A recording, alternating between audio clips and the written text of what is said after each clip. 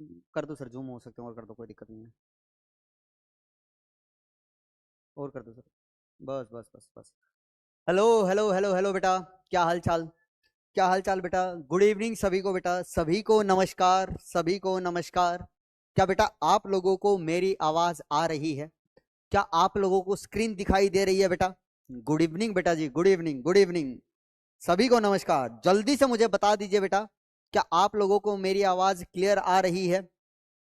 क्या आपको बेटा स्क्रीन अच्छे से दिखाई दे रही है? राम राम बेटा जी, राम राम, राम राम। बताइए बेटा जी, बताइए, जल्दी से बताइए। क्या आप लोगों को बेटा मेरी आवाज आ रही है अच्छे से? Yes yes yes. बहुत बढ़िया बेटा जी, बहुत बढ़िया, शाबाश। गुड इवनिंग, सभी जुड़ जाइए बेटा, फिर क्लास स्टार्ट करते हैं बेटा। क्लास स्टार्ट करते हैं बेटा जी। बहुत बढ़िया बेटा जी, बहुत बढ़िया, राम राम जी। कब तक चैप्टर चल बेटा? अभी तो 4 ही लेक्चर हुए हैं भैया, कैसी बातें कर रहे हो? चैप्टर चलेगा बेटा, अभी तो बहुत कुछ रहता है इसमें, बहुत कुछ रहता है बेटा। चलिए चलिए चलिए चलिए चलिए, स्टार्ट करते हैं बेटा, स्टार्ट करते हैं आज की क्लास को बेटा, आज की क्लास को बेटा हम स्टार्ट करते हैं। तो देखिए बेटा, अभी तक हमारे 4 लेक्चर हो चुके हैं, किसके अंदर भैया? हमारे इस विलियन चैप्टर के अंदर। ठीक है, 4 लेक्चर हो चुके हैं। क्या कह रहे, साउंड का क्या दिक्कत आ रही है बेटा?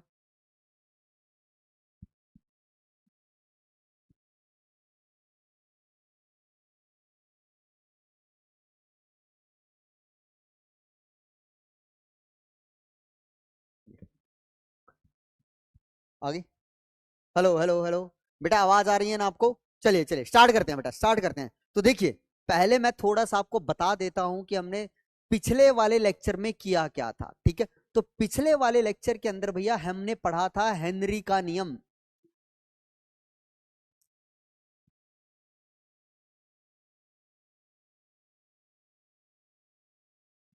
Hello hello hello. ठीक है ना, ठीक है ना, चलिए चलिए। तो बेटा हमने पिछले लेक्चर में क्या पढ़ा था? आप कहोगे सर हमने हेनरी का नियम पढ़ा था। ठीक है, और साथ में क्या देखा था बेटा हमने? हेनरी के नियम के अनुप्रयोग देखे थे। क्या देखे थे बेटा? अनुप्रयोग देखे थे भैया, किसके? हेनरी के नियम के। ठीक है, हेनरी का नियम मैंने आपको बताया था बेटा, किसके लिए लगता है? आपको सर, जब हमें गैस को किस में मिलाना हो, द्रव के अंदर विलयन बनाना हो, गैस की विलेयता देखनी हो द्रव के अंदर, तो हम किस नियम से देखते हैं बेटा? हेनरी के नियम से देखते हैं। तो हेनरी के नियम की हमने चर्चा की थी। ठीक है, ठीक है। तो अब सुनिएगा, अब सुनिएगा जरा बात को बेटा। आज हम करने क्या वाले हैं? सबसे पहले तो बेटा हम यहां पे करेंगे भैया, जो मैंने आपको क्वेश्चंस दिए थे होमवर्क के लिए, उनको डिस्कस करेंगे सबसे पहले तो। ठीक है, कुछ एक क्वेश्चंस दिए थे ना मैंने। गुड इवनिंग बेटा जी, good evening, good evening, good evening. चलिए अब इधर ध्यान दीजिए। अभी भैया सब चैट बंद कर देना। ठीक है, चैट बंद करके सिर्फ ध्यान दो यहाँ पर, जब तक मैं ना कुछ पूछूं तब तक कुछ बोलने की जरूरत नहीं है। ठीक है, तो ध्यान से सुनिएगा। क्वेश्चन प्रैक्टिस करेंगे भैया, फिर उसके बाद हम पढ़ेंगे भैया क्या? क्वेश्चन प्रैक्टिस के बाद फिर यहाँ पे कुछ हम ग्राफ पढ़ेंगे भैया। क्या पढ़ेंगे बेटा? ग्राफ्स पढ़ेंगे हेनरी के नियम के।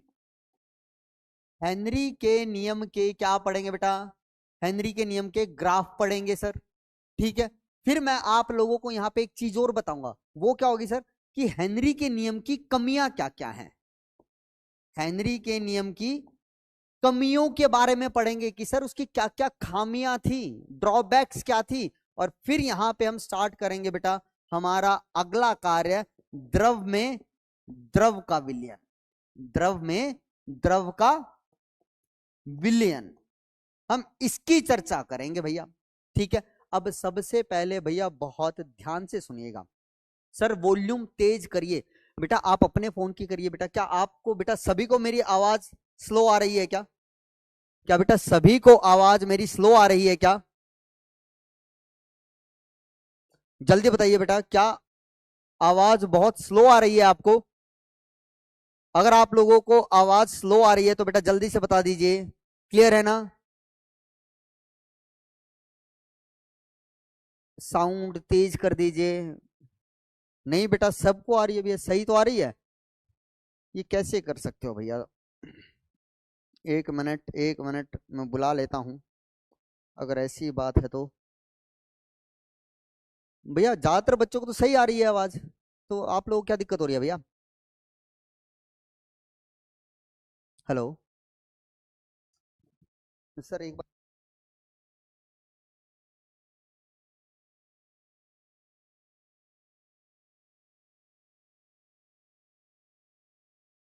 क्या हो गया भैया? आज लाइव क्लास का था, आज तुम्हें आवाजें बहुत स्लो आ रही हैं भैया, ऐसे कैसे चलेगा मेरे बच्चों? सर स्लो है, बहुत आ रही है, सब ठीक है सर। देखिए बेटा, हो सकता है कि आपके उसमें दिखो सर, एक बार देखना प्लीज, चेक करना, कुछ बच्चे कह रहे हैं कि स्लो आ रही है।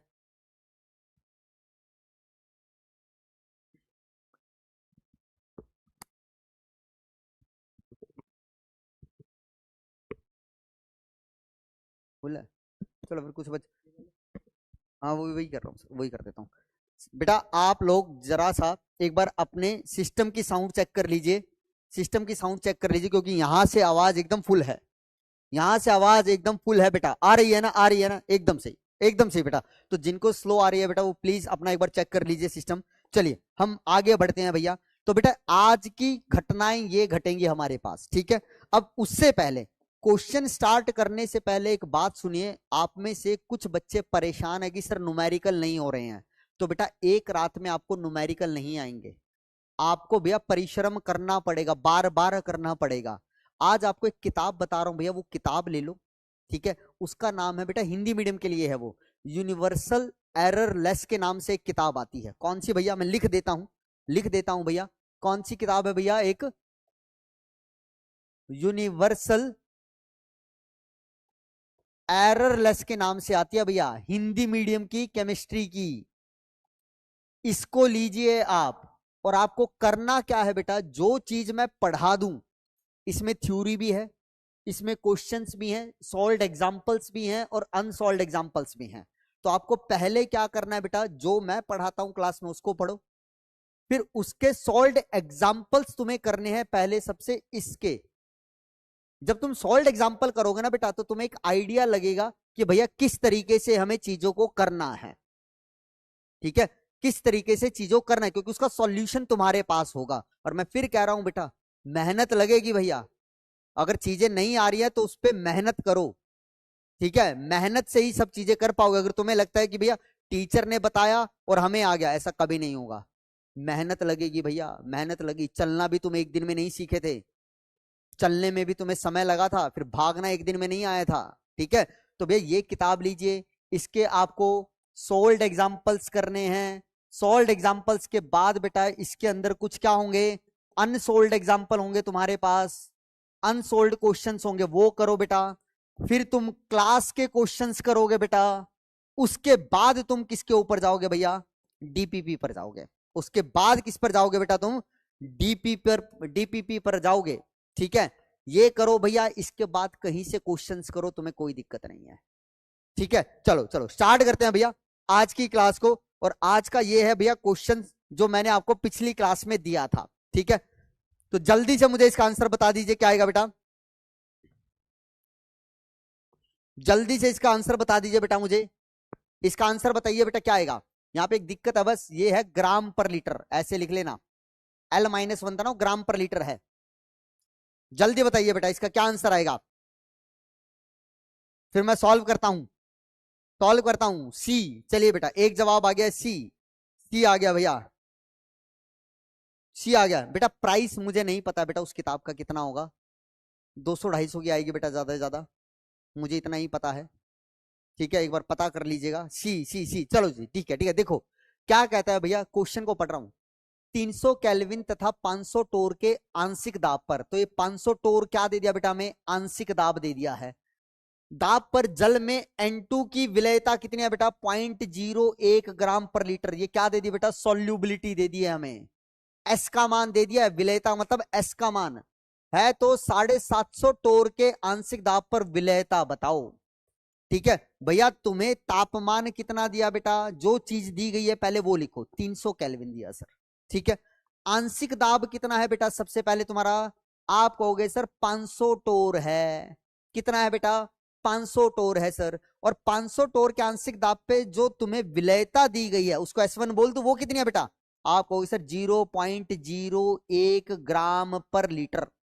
तो तुमसे क्या पूछा है, जब N2 का आंशिक दाब कितना कर दे बेटा, हम कितना कर देंगे, 750 टोर कर देंगे।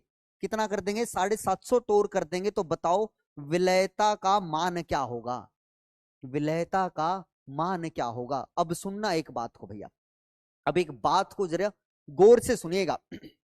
अब एक बात बताओ बेटा, दाब को अगर बढ़ाता हूं, दाब को बढ़ाने पर जो हमारी विलेयता है गैस की वो बढ़ेगी या कम होगी? आप कहोगे सर बढ़ेगी। तो भैया 500 से 750 टोर अगर करूंगा तो जल्दी से बताओ बेटा विलेयता बढ़ेगी, बोलो है ना? अब भैया पहले विलेयता थी 0.01, तो अब 0.01 से ज्यादा होगी, बोलो हाँ या ना? अब भैया 0.01 से अगर कोई छोटा यहां पे ऑप्शन दे रखा है वो तो गलत हो जाएगा, बोलो हाँ या ना? अब जल्दी बताओ ये क्या, 0.005, तो 0.01 से छोटा हुआ तो मतलब बी तो ऑप्शन होगा नहीं। अब ऐसे ही करना होता है क्वेश्चंस में। ये क्या 0.0 तो इससे बड़ा है सर, ये हो सकता है।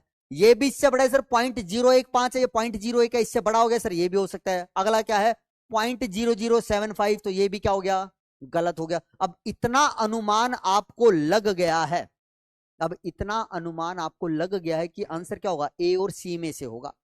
ये बात समझ में आई बेटा कि ये दोनों क्यों काट दिए मैंने?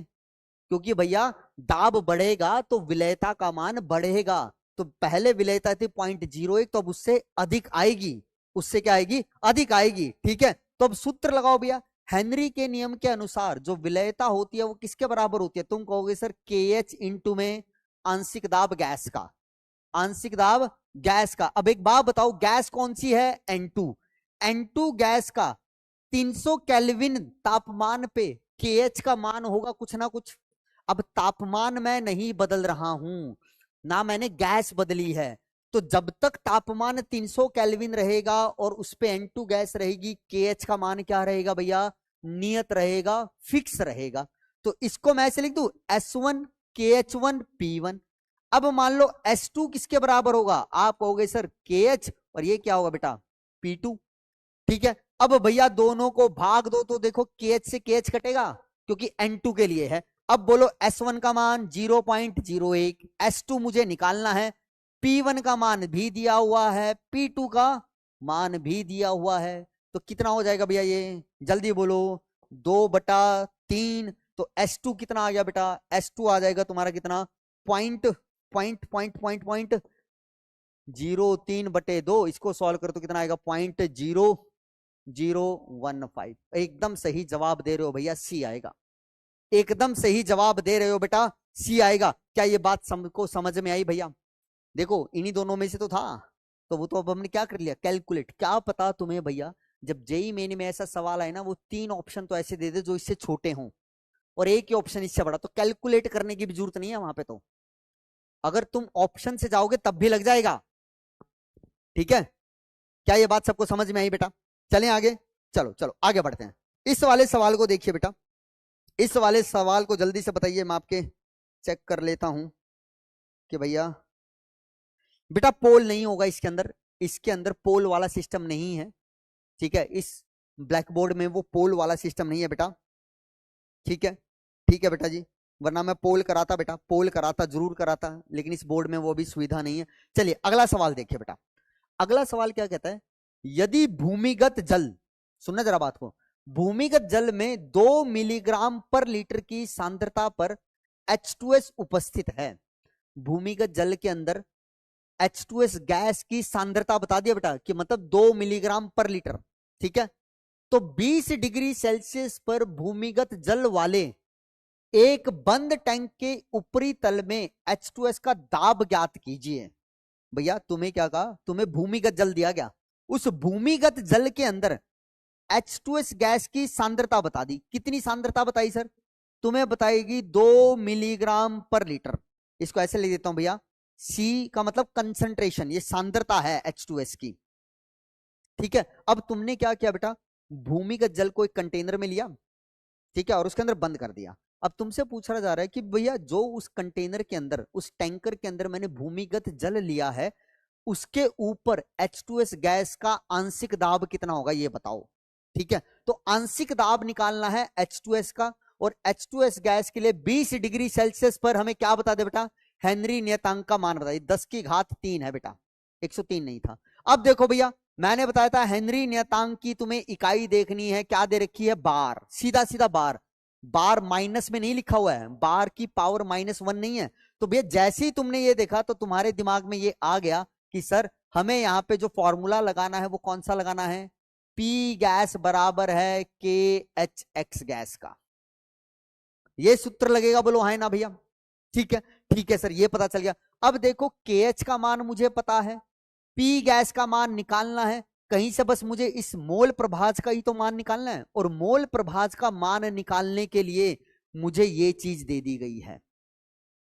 अब यहां से मोल प्रभाज का मान अगर तुमने निकाल लिया तो भैया के एच गुना में मोल प्रभाज गैस का, तो क्या आ जाएगा, पी गैस आ जाएगा। क्या आ जाएगा बेटा, पी गैस। अब कैसे करना है सुनना जरा बात को बेटा। 2 मिलीग्राम पर लीटर का मतलब क्या है, ठीक है, बी वाला होगा। हाँ जी हाँ जी, देख लेते हैं बेटा क्या आंसर होगा, देख लेते हैं, एक बार आ जाओ। कहता है बेटा बी, इसका देखना 2 मिलीग्राम पर लीटर का मतलब क्या है। इसका मतलब यह है कि अगर मैंने 1 लीटर भूमिगत जल लिया, 1 लीटर भूमिगत जल लिया, तो उसके अंदर 2 मिलीग्राम H2S उपस्थित है। इस 2 मिलीग्राम पर लीटर का मतलब ये हुआ। ठीक है, इतना तो सब समझते हो ना भैया। अगर मैं यहां पे लिखता 10 मिलीग्राम पर लीटर, तो इसका मतलब क्या होता बेटा, 1 लीटर जल के अंदर भैया 10 मिलीग्राम H2S उपस्थित है।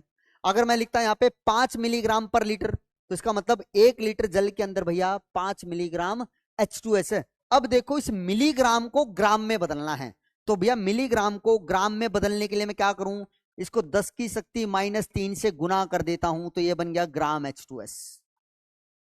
मिलीग्राम को ग्राम में बदल लिया ये मैंने, मिलीग्राम को ग्राम में बदल लिया। तो भैया इसको 2 गुना 10 की शक्ति -3 को क्या लिख सकते हैं, तो यहां पे लिख रहा हूं, देखो ऊपर यहां पे लिख देता हूं भैया। अब मेरे पास भैया भार आ गया, बोलो H2S का, H2S का भार ही तो है, इसको क्या लिखूं, आपको सर 0.02 ग्राम लिख दो बस। अब जल्दी बताओ बेटा, मेरे पास जल का आयतन कितना है, 1 लीटर। अब भैया जल का आयतन मुझे पता है 1 लीटर, या फिर इसको क्या बोलूं, 1000 ml भी तो बोल सकता हूं। 1 लीटर समझ में आ रहा है ना, भी ये जल का आयतन था। अब जल्दी बताओ बेटा, 1000 ml जल के अंदर कितने मोल उपस्थित होते हैं, ये मैंने आपको बताया है। जब भी तुम्हें दिखे कि तुम्हारे पास जल का कितना आयतन है, 1000 ml है, और उसके तुम्हें मोल निकालने हो, तो कितने मोल हो जाएंगे बेटा जी, आप कहोगे सर इस 1000 को बस हमें 18 से भाग देना है, और ये कितना आ जाएगा, 55.56। अब भैया इसको 55.56 लिखो या 55.55 लिखो, ज्यादा फर्क नहीं है। ठीक है बेटा जी, 55.56 लिखो या 55.55 लिखो, ज्यादा फर्क नहीं है। ठीक है बेटा जी, तो ये किसके मोल आए बेटा, जल के। अब जल्दी बताओ एक्स गैस किसके बराबर होगा, आप कहोगे सर गैस के मोल बटे में गैस जमा में H2O के मोल, यही तो होगा। अब भैया गैस का भार पता है, बोलो। अब गैस का भार पता है तो जल्दी बताओ NH2S का मान क्या आएगा, आप कहोगे सर गैस का भार कितना है, 0.02 बटे में H2S का मोलर भार कितना होता है बेटा, H2S का मोलर भार होता है 34। ठीक है, एक कह रहे सर H2O ने, अरे भैया बेटा भूमिगत जल, भूमिगत जल, तो भैया यहां पे ये बोला है 1 लीटर H2O में इतनी H2S है, तो ये 1 लीटर किसका हुआ भैया, जल का है बेटा, वो जल का है। ठीक है बेटा सुधीर कुमार जी, ये जल का है, H2S का तो भार दे रखा है हमें। ठीक है ठीक है ठीक है। अब बताओ भैया इसको 34 से भाग दूं तो ये कितना आएगा, आप कहोगे सर 0.01 बटे में 17। भैया ये किसके आ गए, गैस के मोल आ गए, ये किसके आ गए भैया, मेरे पास जल के आ गए। इधर मान रखो क्या आ जाएगा, एक्स गैस आ जाएगा। इधर मान रखोगे तो क्या आ जाएगा भैया, एक्स गैस आ जाएगा। अगले पेज पे कर देता हूं, हमें निकालना है सर आंशिक दाब। हमें KH का मान पता है, और एक्स गैस को मैंने क्या लिखा, एन गैस बटे में NH2। अब एक बात सुनना, मैंने किया क्या बेटा, यहां पे लिख रहा हूं, देखो इधर लिख रहा हूं बेटा, N गैस बटे में N गैस जमा NH2O को मैंने लगभग बराबर मान लिया है किसके, N गैस बटे में NH2O को। मैंने नीचे से ना, नीचे से इस N गैस को हटा दिया। अब तुम कहोगे सर ये क्यों किया आपने, भाई एक बात बताओ, कोई भी गैस लो बेटा, ठीक है, कोई भी गैस लो तुम, किसी भी गैस की जो विलेयता होती है जल में बहुत कम होती है। क्या होती है बेटा, विलेयता बहुत ही कम होती है। तो इसका मतलब भैया जो जल के मोल होंगे उसकी तुलना में जो गैस के मोलों की संख्या होगी बहुत अधिक कम होगी भैया। तो जल के मोलों की तुलना में मैंने इस गैस के मोलों की तुलना को क्या कर दिया भैया, नगण्य मान लिया, नेग्लेक्ट कर दिया भैया। इसको ऐसे समझो भैया, NH2 का मान कितना है 55.55, इसका मान कितना है बेटा 55.56, इसका मान कितना है सर 0.01 बटे में 17। भैया अब इसको अगर मैं हल करूंगा तो ये मान तो 0.001 से भी छोटा आएगा। अब उसको अगर इसमें भी जोड़ूंगा तो क्या फर्क पड़ेगा भैया, समझ पा रहे हो ना भैया। तो इसीलिए मैंने इसको क्या कर दिया, नगण्य मान लिया NH2O की तुलना में, इसलिए ये चीज लिखी है। अब बस वैल्यू पुट कर दो भैया। तो पी गैस KH का मान कितना बेटा 6.8 गुना में 10 की शक्ति 3, 3 था या -3 था, मैं एक बार चेक कर लेता हूं, ये शायद -3 ना हो, क्योंकि मुझे लग रहा है ये हमारा -3 मिलेगा पक्का। खुल जा सिमसिम, खुल जाओ सिमसिम, खुल जाओ सिमसिम। क्या बेटा इतना सबको समझ में आ रहा है, क्या बेटा आप लोगों को इतना समझ में आ रहा है। 10 की शक्ति 3 है, 10 की शक्ति 3 है भैया। अब सारी वैल्यू पुट करो, ठीक है, गुना में N गैस कितना है बेटा आपको 0.001, 0.01 बटे में 17, ठीक है, और गुना में क्या हो जाएगा ये 55.56, कितना हो जाएगा 55.56। तो यहां से भैया मेरे पास पी गैस का मान आएगा, किसका मान आएगा भैया, पी गैस का मान आ जाएगा। तो पी गैस का मान निकालने भैया, तो पी गैस का मान हम यहां से निकाल लेते हैं भैया। लो जी कैलकुलेटर, कैलकुलेटर भैया कहाँ गई, अरे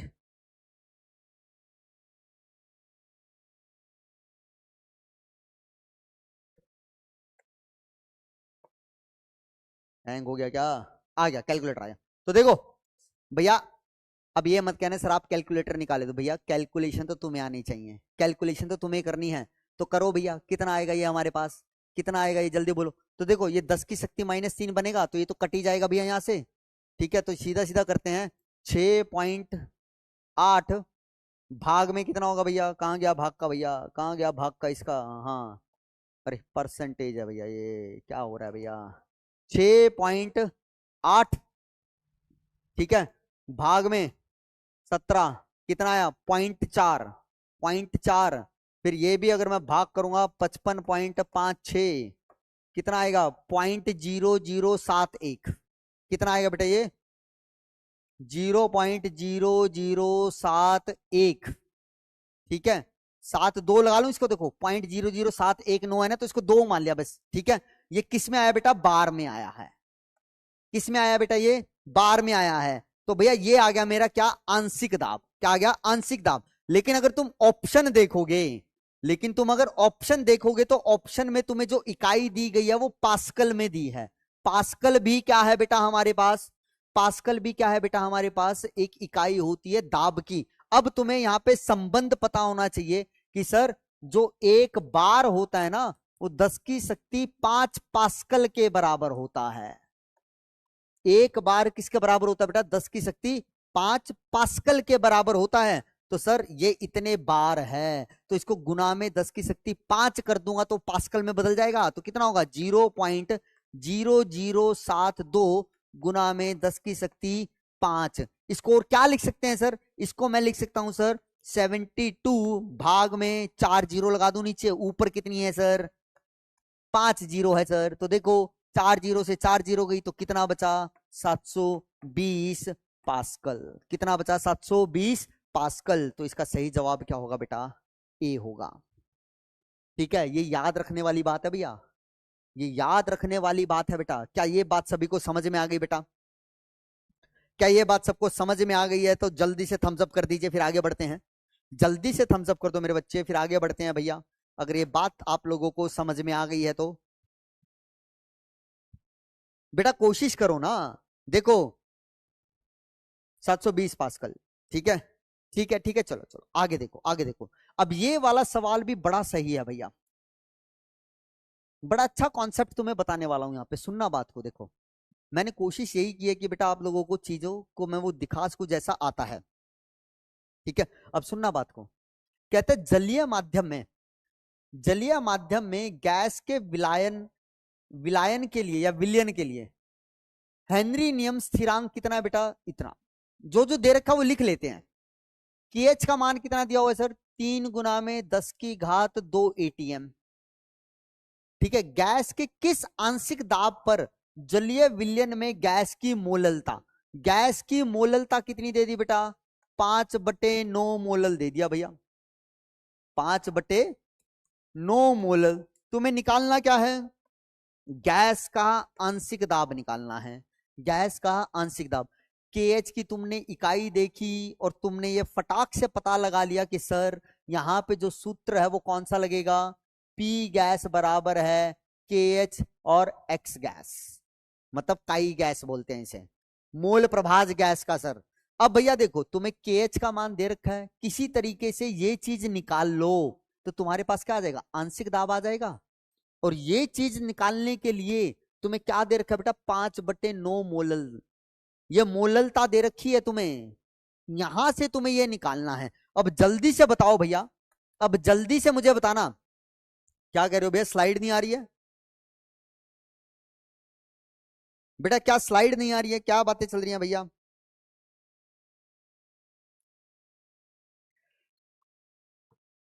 बेटा बेटा देखो, सुनो सुनो सुनो मेरी बात सुनो, बहुत आराम से समझो और सुनो इस बात को। क्या बात हो रही है भैया? जलीय माध्यम में गैस दी थी, मान लिया भैया एक हमने जल लिया, उसमें मैंने गैस मिला दी, ठीक है। उस गैस का मुझे क्या दे दिया बेटा? हेनरी का स्थिरांक दे दिया। और ये बताया भैया जब मैंने जल के अंदर उस गैस को मिला दिया ना, तो जो विलयन बना उस विलयन की मोललता मुझे दे रखी है भैया। अब तुमसे ये पूछ रहे हैं कि भैया वो जो मेरे पास विलयन बना है, उस विलयन के अंदर जो गैस हमने मिलाई है ना, उसका आंशिक दाब कितना है ये तुम्हें बताना है। क्या बताना है उसका बेटा? आंशिक दाब बताना है, ठीक है। देखो हार्ड कुछ नहीं है भैया, अगर तुमने दिमाग में बैठा लिया है ना तो तुम इसमें देखो। तुम्हारे साथ दिक्कत क्या है ना, तुम्हारे साथ दो दिक्कतें होती हैं हिंदी मीडियम के बच्चों के साथ। पहला, तुम तुलना बहुत करते हो, या तो कंपैरिजन में तुम अपना टाइम खराब कर देते हो, या दूसरा किसमें, ये सोच के भैया हार्ड है, हार्ड है। भैया जब तुम्हें पता है चीजें मुश्किल हैं तो उसके लिए मेहनत करो ना बेटा, बजाय ये बोलने की हार्ड हो रही है सर, सर उसमें तो ये करवाया जा रहा है सर, ये नहीं, तो भैया वो टाइम खराब ही करेंगे। अगर तुम सच में चाहते हो कि तुम IIT क्लियर करो तो बहानेबाजी से हट के मेहनत पे ध्यान लगाओ, ठीक है। मेहनत पे ध्यान लगाओ भैया, ठीक है, ठीक है, ठीक है, ठीक है, ठीक है। चलो इधर देखो कितना, 2.987, चलो जी एक है, एक आ गया। चलो अब देखो एक्स गैस निकालना है। सबसे पहले इसका मतलब समझो है क्या। अब जल्दी बताओ मोललता का सूत्र क्या होता है? तुम कहोगे सर विलय के मोल,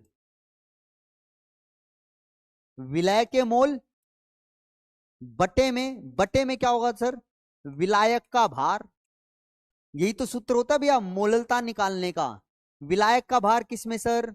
किलोग्राम में। किसमें सर? किलोग्राम में। अब जल्दी बताओ मोललता का मान क्या है? आप कहोगे सर 5/9 है। तो भैया जल्दी से ध्यान दो, ये ऊपर वाली संख्या तो क्या बन गई? विलय के मोल। और ये नीचे वाली संख्या क्या बन गई सर? विलायक का भार। तो मुझे क्या पता चल गया बेटा? गैस के मोल पता चल गए, कितने हैं? 5 हैं। कितने हैं? 5 हैं। अब भैया मुझे निकालना क्या है सर? एक्स गैस निकालना है। एक्स गैस का फॉर्मूला क्या होता है सर?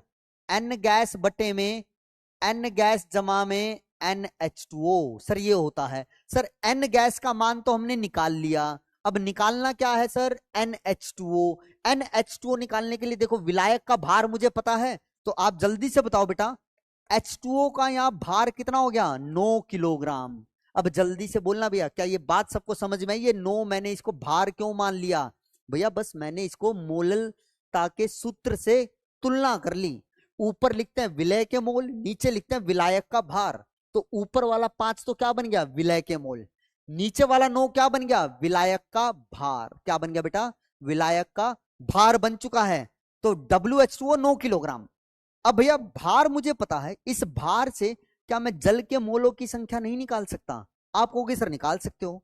तो भैया जल के जो मोल होंगे उसका सूत्र क्या होता है सर, दिया गया भार बटे में मोलर भार। अब भैया यहां पे इसको मैं लिख रहा हूं 9000 ग्राम, क्योंकि भैया नीचे जो मैं मोलर भार लिखूंगा वो ग्राम में ले रहा हूं, तो ऊपर भी तो ग्राम में आना चाहिए। तो किलोग्राम को ग्राम में कन्वर्ट कर लिया, बस ये कहानी आ गई भैया। अब सॉल्व कर लो इसको। तो कितना होगा बेटा, ऊपर कितना आएगा 1000 और नीचे कितना आ जाएगा, 9 पे गया ना ये 2, फिर कितना होगा? आप कहोगे सर 500, 500 ग्राम, और सॉरी 500 मोल आ गए। कितने आ गए भैया, 500 मोल। कितने आ गए बेटा, 500। तो देख लो भैया, अब तो कुछ बचा ही नहीं सवाल में। अब तो करना क्या है, बस मान ही तो रखना है। तो भैया पी गैस मुझे निकालना है, पी गैस मुझे निकालना है। KH का मान कितना है बेटा हमारे पास, जल्दी बोलो, 3 गुना में 10 की घात 2, 3 गुना में 10 की घात 2, ठीक है। और इनटू में क्या है बेटा, N गैस का मान कितना है बेटा, 5। तो ऊपर रखा 5, नीचे क्या होगा, 5 जमा में 100। भैया अब 100 की तुलना में 5 को नगण्य मत मान लेना। अब 5 का मान ज्यादा छोटा नहीं है भैया, 105 बनेगा ये, ठीक है। तो अब इसको सॉल्व कर लो भैया। तो पी गैस बराबर किसके आ जाएगा भैया मेरे पास, जल्दी बोलो।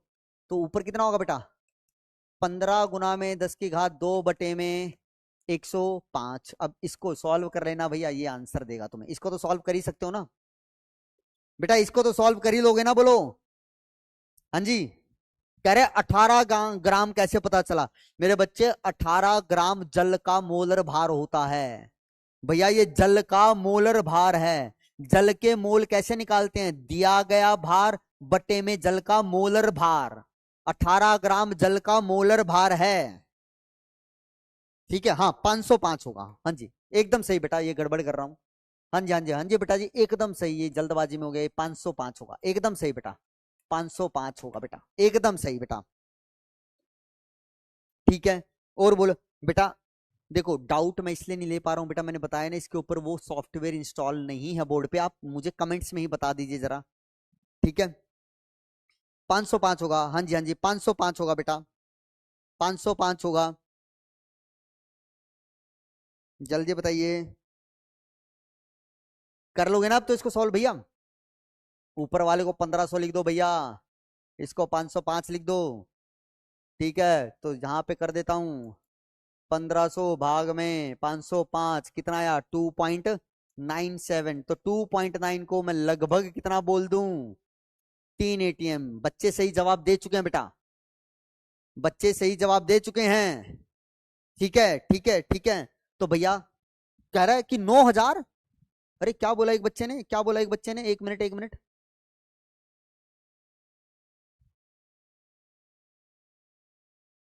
क्या बोला एक बच्चे ने, कुछ बोला 505 होगा, एक बच्चे ने कुछ बोला भी।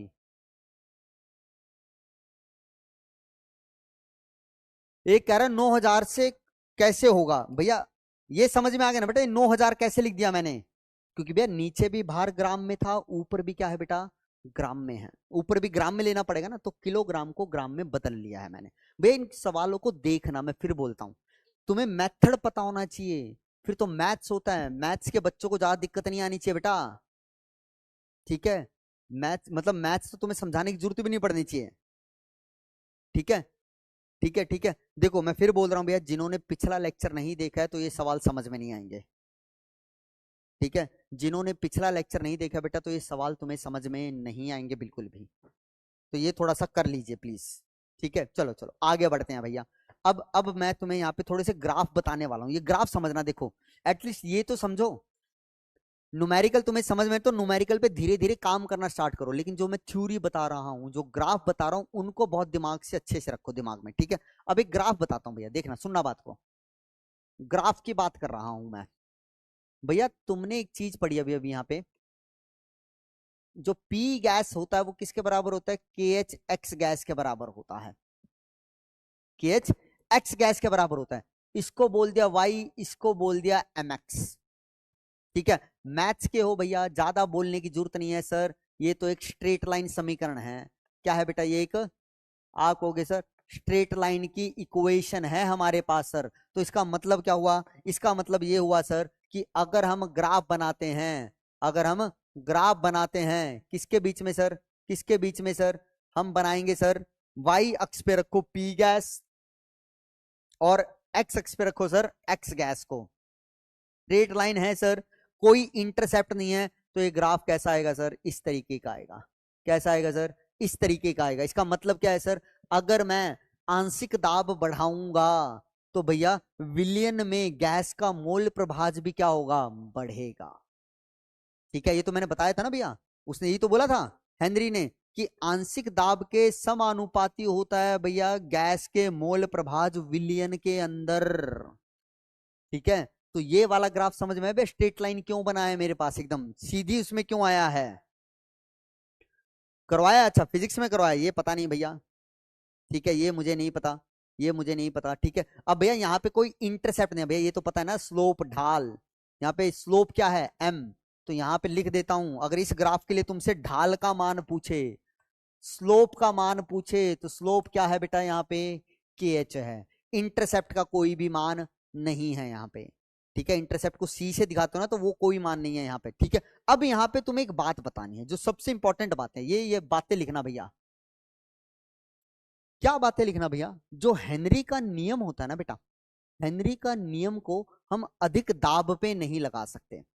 हेनरी के नियम को लागू करने की कुछ शर्तें होती हैं कि जहां पे दाब बहुत ज्यादा होगा वहां पे हम हेनरी का नियम नहीं लगा सकते। पहला, पहला क्या है बेटा? यहां पे लिख रहा हूं, पहला है, ये कमी है हेनरी के नियम की, कि भैया यहां पर दाब, दाब अत्यधिक, अत्यधिक नहीं होना चाहिए। इसका मतलब समझते हो भैया क्या हुआ?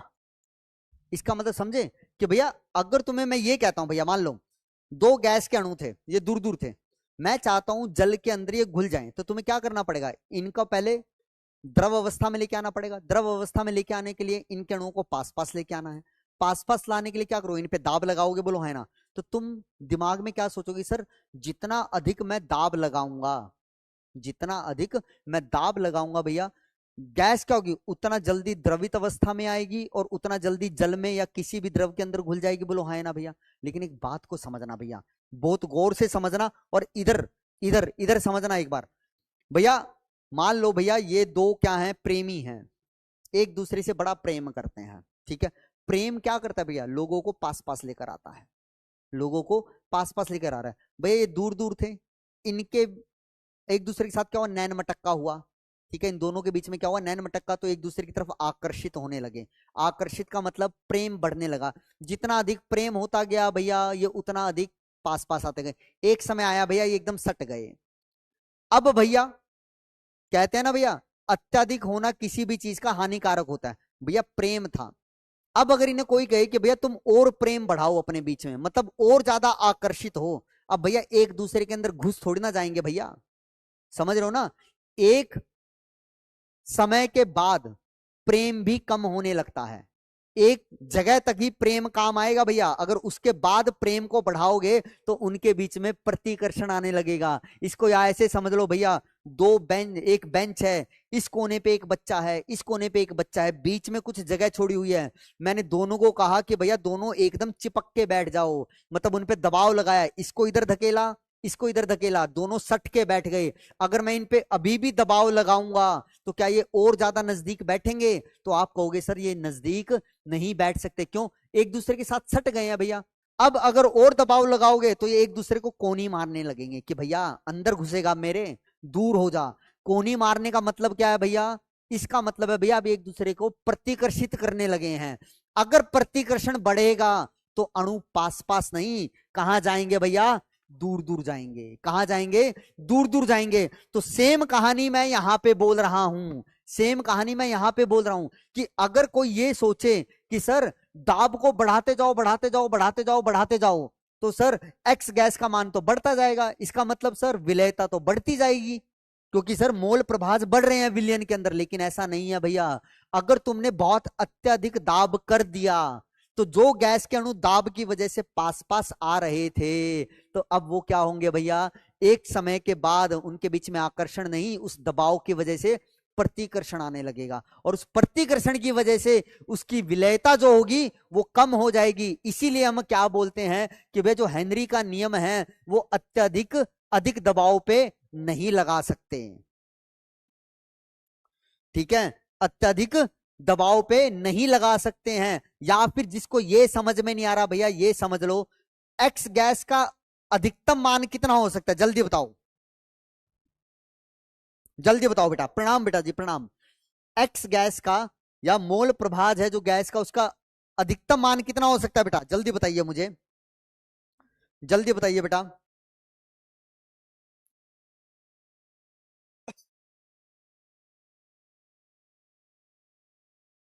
जल्दी बताइए।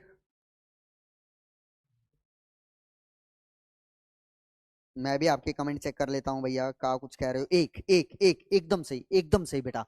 भैया मोल प्रभाज का अधिकतम मान हो सकता है एक। ठीक है, अब एक बात बताओ, अगर अगर मैंने तुम्हें ये कहा, यहां पे लिख रहा हूं, अगर एक्स गैस का मान एक हो गया, तो इसका मतलब क्या हुआ? इसका मतलब ये हुआ कि भैया जहां पे मैं वो विलयन बना रहा हूं ना, वहां पे सिर्फ एक ही घटक उपस्थित है। भैया एक्स गैस अधिकतम होने का मतलब ही क्या है भैया? अब वहां पे दूसरा घटक नहीं है। क्यों सर? अगर मैं विलयन बनाता हूं तो बेटा, विलयन बनाने का मतलब क्या था सर? गैस का मोल प्रभाज जमा में जल का मोल प्रभाज एक होना चाहिए था ना भैया। अगर मैंने कहा सर एक्स गैस का मान एक हो गया, तो इसका मतलब क्या है? जल का मोल प्रभाज जीरो। जल का मोल प्रभाज जीरो कब होगा? जब वहां पे जल उपस्थित ना हो, जब वहां पे जल उपस्थित ना हो। अब एक बात बताओ भैया, अगर जल ही नहीं है तो वहां पे गैस घुल किस में रही है सर? और जब तक गैस जल में घुलेगी नहीं तब तक मैं विलेयता की बात करूंगा नहीं। तो इसीलिए एक्स गैस का मान अगर एक हुआ है तो इसका मतलब हमने दाब को बहुत अधिक बढ़ाया है, और दाब अधिक बढ़ाया है तो इसका मतलब भैया वहां पे दूसरा घटक उपस्थित ही नहीं है। अगर घटक उपस्थित नहीं है भैया, तो इसका मतलब वहां पे विलयता की बातें हम नहीं करेंगे। क्या ये बात सबको समझ में आ रही है? क्या ये बात सबको समझ में आ रही है भैया? अगर नहीं आ रही है तो इसको ऐसे देखो। अब मान लो मैंने एक क्या लिया, पात्र लिया, इस पात्र में मैंने जल लिया, इस जल के भैया कुछ ना कुछ क्या होगा, यहाँ पे मोल होंगे NH2O। मैंने क्या किया भैया, इसके ऊपर एक गैस ले ली। क्या ले ली बेटा? एक गैस ले ली। ये गैस इसके अंदर कुछ घुल गई। कितने मोल घुल गए भैया गैस के? N गैस घुल गए। तो यहाँ पे एक विलियन तैयार हो गया। अब इस विलियन के अंदर गैस का मोल प्रभाज मैं निकाल सकता हूं कैसे? एन गैस बटे में एन टोटल। भैया इस विलियन के ही अंदर मैं H2O का भी तो मोल प्रभाज निकाल सकता हूं कैसे? NH2O बटे में एन टोटल। और आप कहोगे सर एक्स गैस और एक्स H2O का जो मान होगा वो एक आएगा अगर इन दोनों को मैं जोड़ देता हूं। कितना आएगा बेटा? एक आएगा भैया। ठीक है, अब मैंने कहा कि भैया एक्स गैस को, अब देखो इन दोनों का जोड़ एक आना चाहिए था, लेकिन मैंने क्या कहा? ज्यादा दाब पर, ऐसा लिख देता हूं, ज्यादा दाब पर एक्स गैस किसके बराबर हो जाएगी? एक। और एक्स H2O क्या हो जाएगा बेटा वहां पे? आप कहोगे सर जीरो। बेटा एक्स H2O जीरो होने का मतलब क्या बेटा? ये चीज जीरो हो गई ना, मतलब वहां पे अब जल उपस्थित ही नहीं है। अगर ये घटक उपस्थित ही नहीं है तो इसका मतलब क्या है? वहां विलियन ही नहीं है भैया, क्योंकि विलियन बनाने के लिए कम से कम दो घटक तो मुझे चाहिए ही चाहिए। समझ पा रहे हो बात को? समझ पा रहे हो भैया इस बात को? ठीक है, इसीलिए हम क्या कहते हैं भैया, दाब अत्यधिक नहीं होना चाहिए अगर हम हेनरी का नियम लगाना चाहते हैं। दूसरा, दूसरा क्या होना चाहिए बेटा? दूसरा क्या होना चाहिए? यहां पे बेटा जो ताप है, ताप, ताप ज्यादा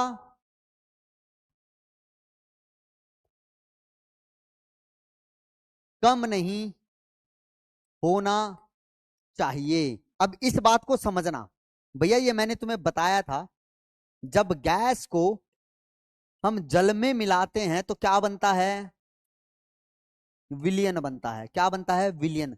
और यहां पे इस प्रक्रिया के लिए डेल्टा एच क्या होता है, नेगेटिव होता है। तो मैंने बताया था बेटा, अगर मैं चाहता हूं गैस ज्यादा से ज्यादा जल में घुले, गैस ज्यादा से ज्यादा जल में घुले, तो भैया यहां पे मेरे को तापमान कम करना पड़ेगा, तभी तो जो विलेयता है गैस की, विलेयता है गैस की, वो क्या होगी बेटा, ज्यादा होगी ना, बोलो है ना, क्या होगी बेटा, वो ज्यादा होगी। लेकिन मैं यहाँ क्या कह रहा हूं बेटा, ताप को मैं ज्यादा कम नहीं कर सकता। ताप को ज्यादा कम इसलिए नहीं कर सकता भैया मैं, क्योंकि अगर मान लो मैं तापमान कम करता गया करता गया करता गया करता गया, तो भैया हम यहाँ पे विलेयता देख किसके रहे हैं, गैस की जल में। तो एक तापमान पर क्या होने लगता है बेटा, जल मेरा द्रव अवस्था से ठोस अवस्था में आने लगता है, द्रव अवस्था से ठोस में बदलने लगेगा। तापमान तुम कम करते जा रहे हो ये सोच के कि भैया जितना तापमान मैं कम करूंगा विलेयता उतनी बढ़ेगी, तो तुम तापमान कम करते जा रहे हो कि भैया विलेयता बढ़ानी है मुझे गैस की। लेकिन मैं बोल क्या रहा हूं, तुम तापमान को ज्यादा कम नहीं कर सकते। अगर तुम्हें हेनरी का नियम लगाना है, क्यों नहीं कर सकते, क्योंकि सर तापमान अगर ज्यादा कम किया तो जल जो द्रव अवस्था में था अब वो ठोस होने लगेगा। तो भैया तुम पढ़ क्या रहे हो, गैस की द्रव में विलेयता, गैस की ठोस में विलेयता नहीं पढ़ रहे हो, समझ रहे हो। और हेनरी का नियम लगता किसके लिए है, गैस की द्रव में विलेयता पर, ठीक है, गैस की ठोस में विलेयता पर हेनरी का नियम नहीं लगता। इसीलिए हेनरी का नियम जब भी तुम्हें लगाना हो तो क्या करना है, वहां पे तुम्हें दाब को ज्यादा अधिक नहीं करना है और तापमान को अत्यधिक कम नहीं करना है। क्या ये बात तुमको समझ में आई बेटा, क्या ये बात आपको समझ में आई है, बोलो हाँ या ना भैया, जल्दी बताओ बेटा, क्या ये बात आप लोगों को समझ में आ गई है। आगे बढ़ते हैं फिर, ठीक है ठीक है ठीक है। अब भैया, अब यहां पे तीसरा पॉइंट और लिख रहा हूं। तीसरा पॉइंट क्या है बेटा, हेनरी का नियम बता क्या रहा है, गैस की जल में विलेयता। हम बोलते क्या है, हेनरी का नियम,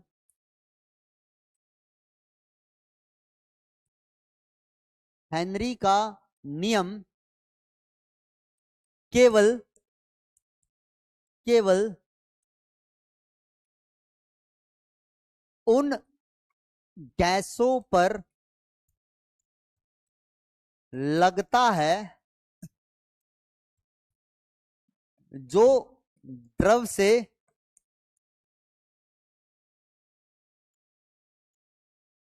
अभिक्रिया नहीं करती। तुम केवल सिर्फ और सिर्फ उन गैसों की विलेयता को देख सकते हो द्रव के अंदर हेनरी के नियम से जो गैस द्रव के साथ अभिक्रिया नहीं करती। जैसे एक उदाहरण देता हूं, उदाहरण के तौर पे मैंने कहा भैया मैंने अमोनिया गैस ली, इस अमोनिया गैस को मैंने जल के अंदर डाला और मैंने कहा भैया यहाँ पे क्या बना, विलियन बना। क्या बना, विलियन बना। तो मैंने पूछा कि बताओ भैया, क्या अमोनिया गैस की विलेयता को जल के अंदर मैं हेनरी के नियम से समझा सकता हूं? तो इसका जवाब होगा कि सर आप यहां पे हेनरी का नियम नहीं लगा सकते। क्यों नहीं लगा सकते, क्योंकि सर जो ये अमोनिया गैस है ना, जल के अंदर घुलती नहीं है, उससे अभिक्रिया करती है। तो वास्तविकता में अमोनिया H2O से अभिक्रिया करके विलियन तो बनाती है, लेकिन वो विलियन किसका बनता है, NH4OH का। और हम यही तो लिख रहे हैं बेटा, हेनरी का नियम केवल उन गैसों पर लगता है जो द्रव से अभिक्रिया नहीं करती हैं। जैसे एक और उदाहरण देता हूं, मैंने लिखा CO2 गैस, मैंने कहा भैया जल के अंदर इसकी विलेयता मैंने निकाली, तो बताओ क्या हेनरी का नियम लगेगा?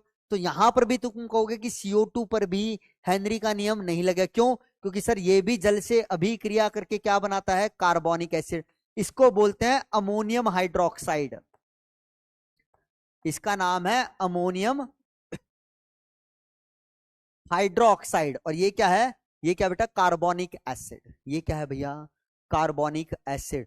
तो ना तो मैं अमोनिया गैस की भैया जल में विलेयता निकाल सकता हूं, ना ही CO2 गैस की मैं जल में विलेयता निकाल सकता हूं हेनरी के नियम से। या फिर अब सुनना, मैंने कहा भैया मैंने O2 गैस ली, जल में मिला दी, और यहां पे विलयन बना, तो बताओ क्या मैं O2 गैस की विलयता को जल में हेनरी के नियम से समझा सकता हूं?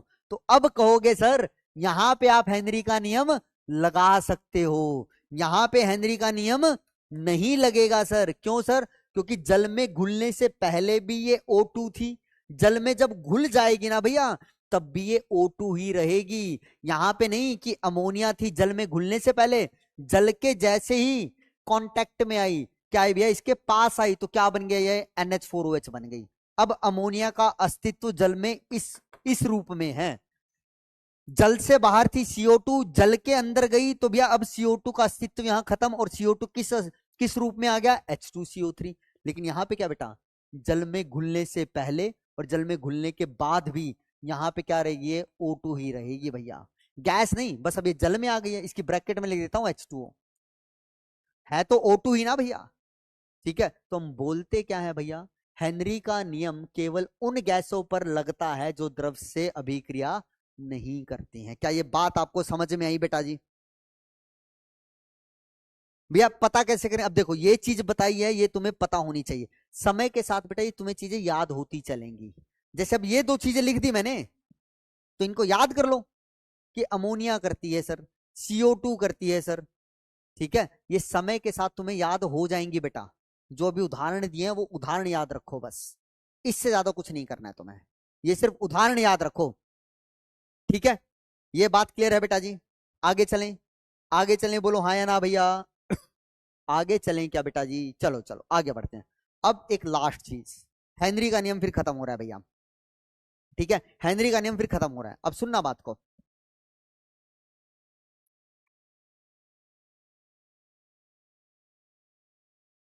भैया ये हेनरी के नियम के अनुसार हमने एक समीकरण लिखा था कि भैया गैस की विलयता जो होती है वो समानुपाती होती है गैस के आंशिक दाब के, गैस के आंशिक दाब के। अब सुनना बात को, मैं इसको ऐसे समझाना चाह रहा हूं तुम्हें। मैंने ये किया, जल लिया, सुनना जरा बात को ध्यान से। इस जल के ऊपर क्या है भैया? कोई गैस है, कोई गैस है भैया। इस गैस का कुछ ना कुछ आंशिक दाब होगा सर, वो आंशिक दाब मान लिया मैंने P गैस। अब इस आंशिक दाब की वजह से ये गैस कुछ ना कुछ इसके अंदर घुल जाएगी, बोलो है ना भैया? हाँ सर घुल गई। अब भैया जो गैस यहाँ पे घुली है, क्या मैं घुली हुई गैस का यहां से द्रव्यमान निकाल सकता हूं? अब एक बात बताओ, इस गैस की जितनी ज्यादा विलयता होगी इस विलायक के अंदर, जल के अंदर, ये जल मान लेता हूं, ये जल था, तो मैं कह क्या रहा हूं बेटा, आपको कहना क्या चाहता हूं भैया, आंशिक दाब जितना अधिक होगा गैस का, विलयता उतनी अधिक होगी। और गैस जितनी ज्यादा विलयशील होगी इस जल के अंदर, तो क्या मैं ये बोल सकता हूं कि सर गैस का उतना अधिक भार मौजूद होगा इस जल के अंदर, बोलो है ना? विलयता अगर बढ़ेगी गैस की तो मतलब उस विलयन के अंदर घुली हुई गैस का भार भी तो अधिक होगा। भैया पहले मान लिए कि सिर्फ 2 अणु घुले थे, तो 2 अणु घुले हुए गैस के अणुओं का कुछ ना कुछ भार होगा। अगर मान लो अब 10 अणु घुल जाएं तो उन 10 अणुओं का भार उन 2 अणुओं की तुलना में अधिक हो जाएगा ना भैया। तो क्या मैं इस S की जगह मैं M भी लिख सकता हूं? M क्या बता रहा है? भार को। अब मैं बोलना क्या चाहता हूं, आंशिक दाब बढ़ेगा तो विलयता बढ़ेगी, या फिर आंशिक दाब बढ़ेगा तो जो विलयशील गैस है उसका विलयन में भार भी बढ़ेगा। क्या बोल रहा हूं बेटा? पी गैस बढ़ने पर हम क्या बोलते हैं? विलयता बढ़ती है। ये हेनरी का नियम है, विलयता क्या करती है? बढ़ेगी। या फिर मैं क्या बोलूं बेटा, अगर आंशिक दाब गैस का बढ़ रहा है तो भैया गैस की, या बोलूं गैस का विलयन में भार भी क्या करेगा बेटा? बढ़ेगा ना। क्या ये बात सबको समझ में आई भैया? बस मैंने विलयता को किस रूप में दिखा दिया? गैस के विलयन में भार के रूप में दिखा दिया। विलयता बढ़ रही है तो इसका मतलब क्या है? गैस का भार बढ़ता जा रहा है ना भैया विलयन के अंदर।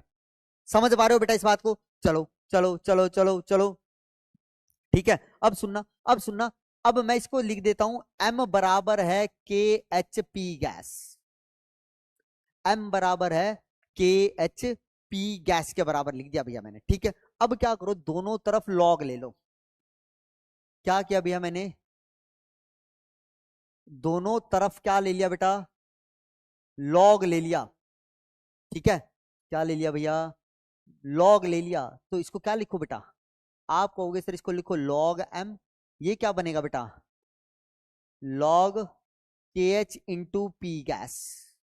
अब तुम्हें ये पता है बेटा लॉग ए इंटू बी किसके बराबर होता है, जल्दी बोलो, लॉग एम, और ये लॉग ए इंटू बी है, तो क्या बनेगा, आप कहोगे सर ये बनेगा लॉग के एच प्लस में लॉग पी गैस। तो भैया ये मेरे पास क्या आ गया है, एक एक इक्वेशन आ गया। अब इससे हमें क्या बनाना है, ग्राफ बनाना है। इससे अब हमें क्या बनाना है भैया, ग्राफ बनाना है, ठीक है। इससे अब हमें क्या बनाना है भैया, ग्राफ बनाएंगे बेटा, ठीक है। इससे हम क्या बनाएंगे भैया, भाई ग्राफ बनाएंगे। अब ग्राफ कैसे बनाना है ये देखना, अभी ये देखना भैया, समीकरण लिख रहा हूं। समीकरण क्या बना, log m log के एच प्लस, इसको क्या लिख दिया बेटा मैंने, y, इसको लिखा एम एक्स प्लस सी। तो भैया स्ट्रेट लाइन समीकरण आ गया, क्या आ गया बेटा, स्ट्रेट लाइन समीकरण आ गया। तो भैया अब ये ग्राफ है मेरे पास, यहां पे लिया मैंने log m, y पे क्या है log m, x पे क्या है log p gas, log p gas. अब जल्दी से बताओ m क्या है यहाँ पे, स्लोप। तो भैया इसके आगे 1 मान लू बस, जब कुछ ना होता तो +1 है, तो स्लोप पॉजिटिव आ रहा है तो ऊपर की तरफ जाएगा। और c क्या है बेटा, इंटरसेप्ट है, c क्या है बेटा, इंटरसेप्ट है, y इंटरसेप्ट है। तो मतलब ये अब ओरिजिन से शुरू ना हो के उससे कहीं ऊपर से शुरू हो रहा होगा, तो ये ग्राफ कुछ ऐसा दिखाई देगा मुझे। तो भैया इस ग्राफ के लिए अगर तुमसे कोई ढाल पूछे, ढाल क्या होगा, +1 होगा सर। और अगर कोई क्या पूछे, इंटरसेप्ट पूछे, अब याद रखना बेटा, अब ये चीजें याद रखो, ये तो मैथ्स में भी पढ़ते हो ना भैया, इंटरसेप्ट का मान कितना होगा बेटा, लॉग के एच के बराबर होगा, लॉग के एच के बराबर होगा। तो ये वाला ग्राफ भी तुमसे पूछ सकता है, नीचे 4 ग्राफ देगा और कहेगा बताओ भैया हेनरी के अनुसार कौन सा, हेनरी के नियम के अनुसार कौन सा ग्राफ हमने सही बनाया है लॉग एम और लॉग पी के बीच में।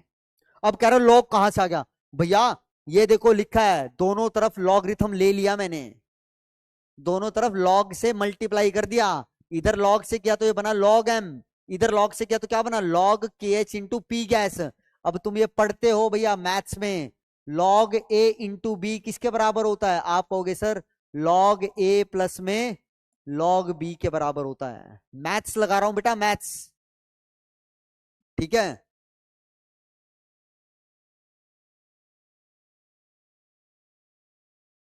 ठीक है बेटा, इंटरसेप्ट को इंटरसेप्ट ही कहते हैं। देखो इसको ऐसे समझ लो, देखो मैथ्स वाले बच्चे पूछ रहे हैं इंटरसेप्ट क्या होता है,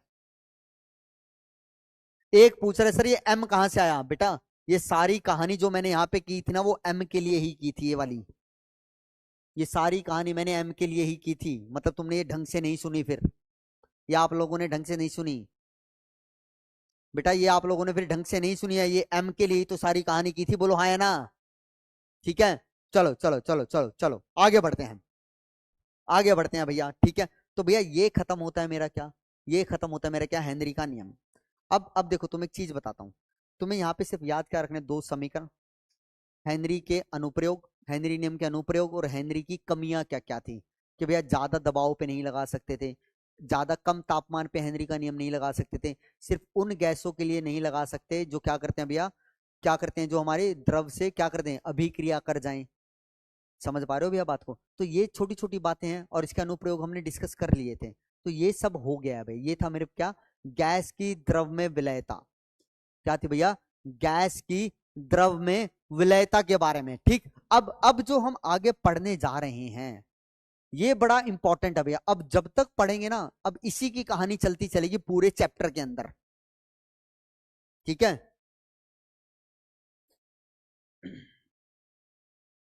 हाँ जी हाँ जी, इंटरेस्ट, अच्छा हिंदी में पूछ रहे थे, हाँ कटान बिंदु कहते हैं भैया, सही, ठीक है, कटान बिंदु कहते हैं बेटा। बेटा टेम्परेचर अगर ज्यादा करोगे तो गैस की तो विलयता कम हो जाएगी ना, समझो बात को, मैंने कहा टेम्परेचर को तुम ज्यादा कम नहीं कर सकते, कम तो करते हो लेकिन ये नहीं कि तुम बहुत कम कर दो। तापमान बढ़ाओगे तो भैया होगा क्या, गैस की विलेयता कम हो जाएगी, और हमें तो गैस की विलेयता को देखना है ना। लेकिन उसके लिए भी कंडीशन रख दी कि ज्यादा कम तापमान मत करना भैया, वरना जो तुम द्रव ले रहे हो वो ठोस बन जाएगा। फिर जब द्रव ही नहीं बचेगा तो गैस की विलेयता तुम देखोगे किसमें है? ठीक है, गैस की विलेयता तुम देखोगे किसमें है? ठीक है, ठीक है बेटा जी। भैया ओरिजिन से इसलिए शुरू नहीं हुआ ग्राफ क्योंकि सी आ रहा है। सी क्या होता है, कटान बिंदु, इसी को तुम इंटरसेप्ट बोलते हो। यही होता है भैया कटान बिंदु। जिस समीकरण में कटान बिंदु का मान आ जाए वो ग्राफ कभी भी ओरिजिन से शुरू नहीं होता है। ये मैथ्स है बेटा, मैथ्स है, मैथ्स मैथ्स। ठीक है, ये मैथ्स है, इतना तो मैथ्स तुम्हें आना चाहिए। ठीक है, अब क्या पढ़ रहे हैं भैया, द्रव की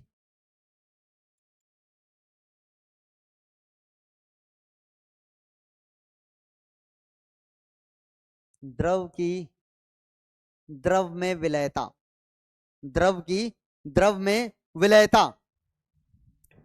हाँ जी बेटा, लास्ट ग्राफ में क्या हुआ बेटा? अच्छा जी, एक मिनट रुको, इस ये जो है भैया, एक मिनट रुको, अभी अभी सेट किए देते हैं। कुछ बच्चे हैं भैया जो फालतू के गंद बच्चे आ गए हैं यहाँ पे। बेटा और क्या सिस्टमेटिक लिखूं, मुझे तो समझ में आता है इसमें और क्या सिस्टमेटिक लिखूं। मुझे तो कई बार समझ में नहीं आता भैया, यहां से शुरू किया फिर ये आया फिर ये जो बताया सिस्टमेटिक, और चाहते क्या हो तुम? बेटा महेश, आप चाहते क्या मुझे ये तो बताएं। वाई एक्सिस पर काटा गया, हाँ अनंत खंड, हाँ जी हाँ जी बेटा। बेटा ये देखा करो ना क्या लिख रहा हूं, अब सिस्टमेटिक में तुम ये चाहो कि सर यहां से लिखना चालू करो फिर एकदम पेपर की तरह लिखो। बेटा मुझे बोलना भी है, समझाना भी है, कुछ लिखना भी होता है, तो सारे काम जब एक करूंगा तो ऐसे लिखता रहूं, पहले यहां लिखा फिर यहां लिखा फिर ये लिखा। अब इससे सिस्टमेटिक आप क्या चाहते हैं बेटा, मुझे ये बताइए तो क्लियर बताऊं सर ऐसे लिखो। बेटा कितना टेम्परेचर नहीं होना चाहिए, ये थोड़ा ना टेम्परेचर का कुछ मान बताया जाएगा, बस ये है कि तुम ज्यादा तो ले ही नहीं सकते, कम भी ज्यादा नहीं कर सकते, कि ये नहीं कि तुम कम करते करते माइनस में चले जाओ। बस इतना रखो कि उसकी विलेयता बढ़ जाए और द्रव द्रव अवस्था में ही रहे। टेम्परेचर का ऐसा कुछ नहीं है। हाँ जी, बालाजी क्या कह रहे हैं? हाँ जी, मैं उसी बच्चे को ढूंढ रहा हूं भैया। ये कौन है, ये कौन है भैया, मैं उसी को ढूंढ रहा हूँ, उसी को ब्लॉक करवाता हूँ, कौन है। एक बच्चा कह रहा है सर लॉग एम को वाई एक्सिस पे क्यों लिया? बेटा समीकरण होता है मैथ्स का, ये मैथ की क्या इक्वेशन है, स्ट्रेट लाइन की, y equal to M X plus C. तो y देखो कौन है, लॉग m इधर है, इसको y मान लिया, x p गैस है, लॉग p गैस है, m क्या मान लिया +1, आगे कुछ भी ना लिखा हो तो 1 ही तो लिखते हैं भैया, और c को क्या मान लिया लॉग के एच। बेटा ये तो मैथ्स है। ठीक है, चलें बेटा आगे जी, चलें चलें। बेटा स्लोप का मतलब होता है ढाल, ढलान। स्लोप का मतलब होता है ढलान। अगर देखो ये m का, देखो यहाँ पे m कितना आ रहा है +1, +1 आने का मतलब क्या बेटा, ढलान पॉजिटिव है तो मतलब ऊपर की तरफ ग्राफ जाएगा, नीचे से ऊपर की तरफ। अगर स्लोप आता नेगेटिव, ऐसे समझो, ऐसे देखो, दो ग्राफ बना रहा हूं, एक ग्राफ बनाया ये, एक ग्राफ बनाया ये, इसका मतलब क्या है सर, यहां पे m का मान पॉजिटिव में है और इस ग्राफ के लिए m का मान नेगेटिव में है। m क्या बताता है सर, ढलान को, स्लोप को बताता है। किसको बताता है बेटा, स्लोप को बताता है। अगर स्लोप पॉजिटिव आए तो ग्राफ नीचे से ऊपर की तरफ बनाओगे, ठीक है, और अगर स्लोप नेगेटिव आए तो क्या बनाओगे बेटा, ऊपर से नीचे की तरफ। तो स्लोप का बस ये काम है, ग्राफ को बताएगा कहां जाएगा तुम्हारा, नीचे से ऊपर या ऊपर से नीचे जाएगा। ठीक है, ठीक है बेटा, चलो आगे बढ़ते हैं, आगे बढ़ते हैं भैया। अब देखो भैया, अब हमें क्या देखनी है, द्रव की द्रव में विलयता के बारे में पढ़ना है। दो द्रव लिए, उन दोनों द्रव को आपस में मिला दिया, ठीक है। अब भैया द्रव की द्रव में विलयता जो होती है ना, सुनना जरा बात को, द्रव की द्रव में विलयता जानने से पहले तुम्हें द्रव के बारे में थोड़ा सा समझना पड़ेगा। अब जो द्रव होता है ना भैया, अब इसके अंदर 4 गुण होते हैं, तुम्हें उन 4 गुणों के बारे में पता होना चाहिए। कौन कौन सा सर? द्रव के लिए जब तक 4 गुण तुम्हें नहीं समझ में आएंगे तब तक तुम इसके विलयन की स्टडी नहीं कर पाओगे, पढ़ नहीं पाओगे, समझ नहीं पाओगे। वो क्या क्या है? पहला तो है भैया, द्रव का तुम क्या पढ़ते हो? वाष्पीकरण पढ़ते हो। क्या पढ़ते हो भैया? वाष्पीकरण। वाष्पीकरण का मतलब भैया इवेपोरेशन। क्या पढ़ते हो भैया? इवेपोरेशन। द्रव के लिए तुम एक चीज और पढ़ोगे जिसे तुम क्या बोलोगे? वाष्प दाब बोलोगे। क्या बोलोगे बेटा? वाष्प दाब। इसको अंग्रेजी में बुलाया जाता है क्या बेटा? Vapour pressure. क्या बुलाया जाता है बेटा? Vapour pressure. फिर इसके बाद तुम एक चीज पढ़ते हो जिसे तुम बोलते हो क्वथनांक। क्या बोलते हो भैया? क्वथनांक। द्रव का क्वथनांक भी तो होता है, तो उसको तुम क्या बोलते हो बेटा अंग्रेजी में? आप कहोगे सर हम बोलेंगे बॉइलिंग पॉइंट। Boiling point. और इसको प्यार से हम क्या बुलाएंगे? बीपी बुलाएंगे भैया। क्या बुलाएंगे भैया? बीपी। द्रव के लिए एक चीज और होती है भैया जिसे तुम क्या बोलते हो? हिमांक। हिमांक बोलते हो। हिमांक का मतलब सर फ्रीजिंग पॉइंट। क्या बोलोगे भैया? फ्रीजिंग पॉइंट बोलोगे सर। और इसको हम प्यार से क्या बुलाएंगे सर? इसको हम प्यार से बुलाएंगे एफपी। क्या बुलाएंगे भैया? एफपी। ठीक है। तो इन चारों के बारे में तुम्हें पता होना चाहिए, तब तुम एक द्रव को समझ पाओगे और द्रव में द्रव के विलयन को समझ पाओगे। अब इन चारों पे जाने से पहले ना कुछ छोटी छोटी बातें हैं जहां पे जेई मेंस और जेई एडवांस से क्वेश्चंस आते हैं। ठीक है, वो तुम्हें मतलब बातें पता होनी चाहिए। इनडायरेक्टली वो सवालों के अंदर तुम्हें दी जाती है, तो पहले उनको डिस्कस करता हूं, फिर इसके ऊपर हम बढ़ेंगे भैया। ठीक है, क्या है भैया? सबसे पहले है शुद्ध द्रव का वाष्प दाब। शुद्ध द्रव का मतलब क्या होता है भैया? ठीक है, जल्दी से बताइए भैया। शुद्ध द्रव के वाष्प दाब की जब हम बात करते हैं तो इसका मतलब क्या है? देखो, सबसे पहले तो समझो वाष्प दाब है क्या। मैं तुमसे एक उदाहरण लेता हूं, तुम्हें फिर चीजें समझ में आएंगी। एक उदाहरण लेते हैं भैया। मान लो मैंने ये चीज ली, 1 2 और ये 3। ठीक, मैंने क्या किया भैया? इसके अंदर जल भर दिया। ठीक, इसमें भी। ठीक है भैया, इन सभी को मैंने क्या किया? टी तापमान दिया। कितना तापमान दिया भैया? जल है, सभी को मैंने तापमान समान दे दिया। लेकिन क्या हुआ भैया? इसके अंदर इतना जल है और इसके अंदर जल के वाष्प भी हैं। मतलब जितनी वाष्प की क्या है बेटा यहाँ पे संख्या है, उतने ही जल की मात्रा। जितने वाष्प की मात्रा उतनी ही जल की मात्रा है। यहाँ पे जल की मात्रा कम है और वाष्प की मात्रा अधिक है। वाष्प की मात्रा अधिक है। और यहाँ पे भैया सारा का सारा जल किस में बदल चुका है? वाष्प में बदल चुका है। तो यहाँ पे जल द्रव अवस्था में नहीं है, सारा का सारा किस में है? वाष्प अवस्था में। फिर से बता रहा हूं भैया, ये जो पहला पात्र है, इस पहले पात्र के अंदर जल भी है और वाष्प भी है। जितनी जल की मात्रा उतनी वाष्प की मात्रा। यहाँ पे क्या हुआ बेटा? यहाँ जल की मात्रा कम होगी द्रव अवस्था में, वाष्प की मात्रा अधिक हो गई। यहाँ पे सारे वाष्प हैं, यहाँ पे सारे वाष्प हैं। ये दूसरा पात्र है, ये तीसरा पात्र है। तो मेरा सवाल ये है कि जल्दी से बताओ किस पात्र के अंदर वाष्प दाब सबसे अधिक होगा? वाष्प का मतलब वेपर भैया। वेपर कौन है भैया ये जिसको वाष्प का मतलब भी नहीं पता है? सुहानी जी, वाष्प का मतलब वेपर।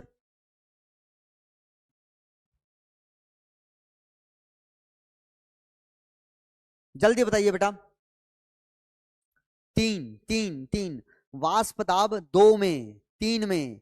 चलो जी, चलो जी, चलो। मैं आपसे ये पूछना चाह रहा हूं कि आपको बताना है कि इनमें वाष्प दाब सबसे अधिक किस में होगा? पहले में, दूसरे में, तीसरे में? तो भैया लगभग सबका जवाब तीसरा आ रहा है। लगभग सबका जवाब तीसरा आ रहा है। और जो बच्चे तीसरा जवाब, देखो ज्यादातर बच्चों का नाम ले रहा हूं भैया, कुछ कुछ एक भी बोल रहे हैं, दो भी बोल रहे हैं, लेकिन जो ज्यादा बोल रहे हैं मैं उसकी बात कर रहा हूं भैया। जो बच्चे तीसरा जवाब दे रहे हैं ना भैया, वो एकदम से गलत जवाब है।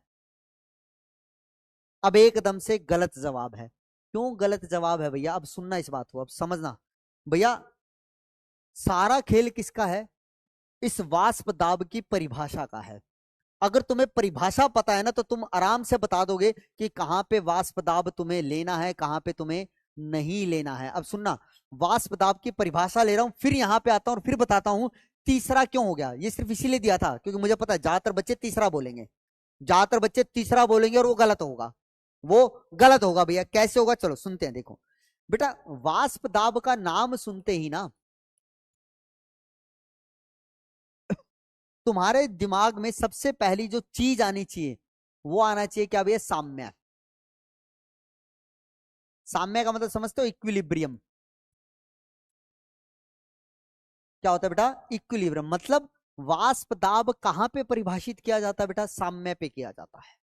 किस पे किया जाता है सर? साम्य पे। सर कैसे करते हैं जल्दी से बता दो एक बार भैया। इसको समझो ऐसे कि भैया मान लो हमने क्या लिया सर, हमने एक पात्र लिया, बंद पात्र लिया, और उस बंद पात्र के अंदर हमने सर जल ले लिया। अब मैं क्या करता हूं सर, इस पात्र को नीचे से आग लगा देता हूं सर, नीचे से आग लगा देता हूं सर। ये लगा दी आग, तो सर जैसी आग लगाऊंगा तो होगा क्या? ये जल वाष्पीकृत होगा। क्या होगा सर? जल वाष्पीकृत होगा। और वाष्पीकृत होगा तो ये क्या बनाएगा बेटा? अपने वाष्प बनाएगा। वाष्प का मतलब वेपर बनाएगा। अब भैया अगर ये पात्र ऊपर से ढका हुआ है तो ये वाष्प यहां से बाहर थोड़ी ना चले जाएंगे, पात्र के अंदर ही रहेंगे ना भैया, पात्र के अंदर ही रहेंगे। तो अब तुमने भैया घरों में भी देखा होगा, अगर तुम किसी बर्तन में पानी गर्म करते हो और उसको ऊपर से ढक देते हो तो ढकी हुई प्लेट की जो क्या होती है, नीचे वाली सतह होती है, वहां पे जल भी तुम्हें दिखाई देता है। अब जल तो पात्र में था नीचे, तुमने तो प्लेट को बस ढका था, तो वो जल उस प्लेट पे कहां से लग गया भैया? अब उसको समझना भैया। अब जैसे ही वाष्प बने तो वाष्प बनते रहेंगे, क्योंकि इसको गर्म करता जा रहा हूं, करता जा रहा हूं, करता जा रहा हूं। एक समय ऐसा आएगा कि भैया ये वाष्प दोबारा से किस में बदलने लगेंगे? जल में। और जल से क्या बनते जा रहे हैं बेटा? वाष्प। तो यहाँ पे भैया दो प्रक्रियाएं चल रही हैं। कौन कौन सी चल रही है सर? यहाँ पे दो प्रक्रिया क्या चल रही है सर? जो H2O लिक्विड है सर, वो किस में बदलता जा रहा है सर? H2O वेपर में। इस V का मतलब क्या बेटा? वेपर, वाष्प के अंदर। और एक समय ऐसा आएगा सर कि ये जो वेपर है ना, ये वापिस से किस में बदलने लगेंगे? H2O लिक्विड के अंदर। और यहां पे एक क्या आ जाएगा बेटा? एक साम्य आ जाएगा। क्या आ जाएगा भैया? साम्य। बेटा H2O द्रव का H2O वेपर में बदलना क्या कहलाता है? वाष्पीकरण। पहले वाली जो हो रही है इसको क्या बोलता है बेटा? वाष्पीकरण। ये वाष्पीकरण प्रक्रिया हो रही है, इसी को अंग्रेजी में तुम बोलते हो इवेपोरेशन। क्या बोलते हो? इवेपोरेशन। वाष्प का, वेपर का द्रव अवस्था में आ जाना कहलाता है संघनन। क्या कहलाता है बेटा? संघनन। संघनन को अंग्रेजी में बोलते हो कंडेंसेशन। क्या बोलते हो? कंडेंसेशन। ठीक है, तो मैंने बोला क्या बेटा? वाष्प दाब कहां पे लगता है? साम्य पर। और वो साम्य किस किस के बीच में आ रहा है? तो आप कहोगे सर इक्विलिब्रियम जब आएगा ना, साम्य जब आएगा तो साम्य पर क्या होगा सर? जो सर इवेपोरेशन का दर है, इवेपोरेशन का जो दर है वो बराबर हो जाएगा सर किसके? कंडेंसेशन के दर के। मतलब अब जिस दर से जल वाष्पीकृत हो रहा है उसी दर से वाष्प किसके अंदर आ रहा है बेटा? द्रव अवस्था में आ रहा है। तो जब ये दोनों दर क्या हो जाएंगे? बराबर हो जाएंगे, तो उस समय क्या आ जाएगा बेटा? साम्य आ जाएगा। और जैसे ही ये साम्य आया, सुनना जरा बात को, जैसे ही ये साम्य आया तो उस साम्य पर, उस साम्य पर ये वाष्प क्या करेंगे बेटा? इस द्रव की ऊपर वाली सतह पर एक दाब लगाएंगे। ठीक है, क्या बोला? जैसे ये साम्य आया तो होगा क्या बेटा? अब ये वाष्प क्या करेंगे बेटा? इस द्रव की ऊपर वाली सतह पर क्या लगाएंगे भैया? एक दाब लगाएंगे। उसी दाब को तुम क्या बोलोगे? वाष्प दाब बोलोगे। क्या बोलोगे भैया? वाष्प दाब बोलोगे। तो हम क्या कह रहे हैं भैया? वाष्प दाब कहां पे परिभाषित है? साम्य पर। और सर वाष्प दाब जो होता है, अभी लिखवाऊंगा परिभाषा, पहले ये पॉइंट सुन लो। वाष्प दाब के लिए हम बोलते क्या है बेटा, क्या बोलते हैं बेटा, वाष्प दाब लगता कहाँ है बेटा, द्रव की, वाष्प दाब कहाँ लगता है, द्रव की ऊपरी सतह पर। ठीक है, इसको परिभाषा कैसे देते हैं बेटा, इसकी डेफिनेशन लिख रहा हूं, इसकी डेफिनेशन लिख रहा हूं भैया। और वो डेफिनेशन क्या है भैया, जरा समझना कि भैया साम्य पर, साम्य पर वाष्प, वाष्प द्रव की सतह पर, द्रव की सतह पर जो दाब लगाता है, दाब लगाता है, उसे ही वाष्प दाब कहते हैं।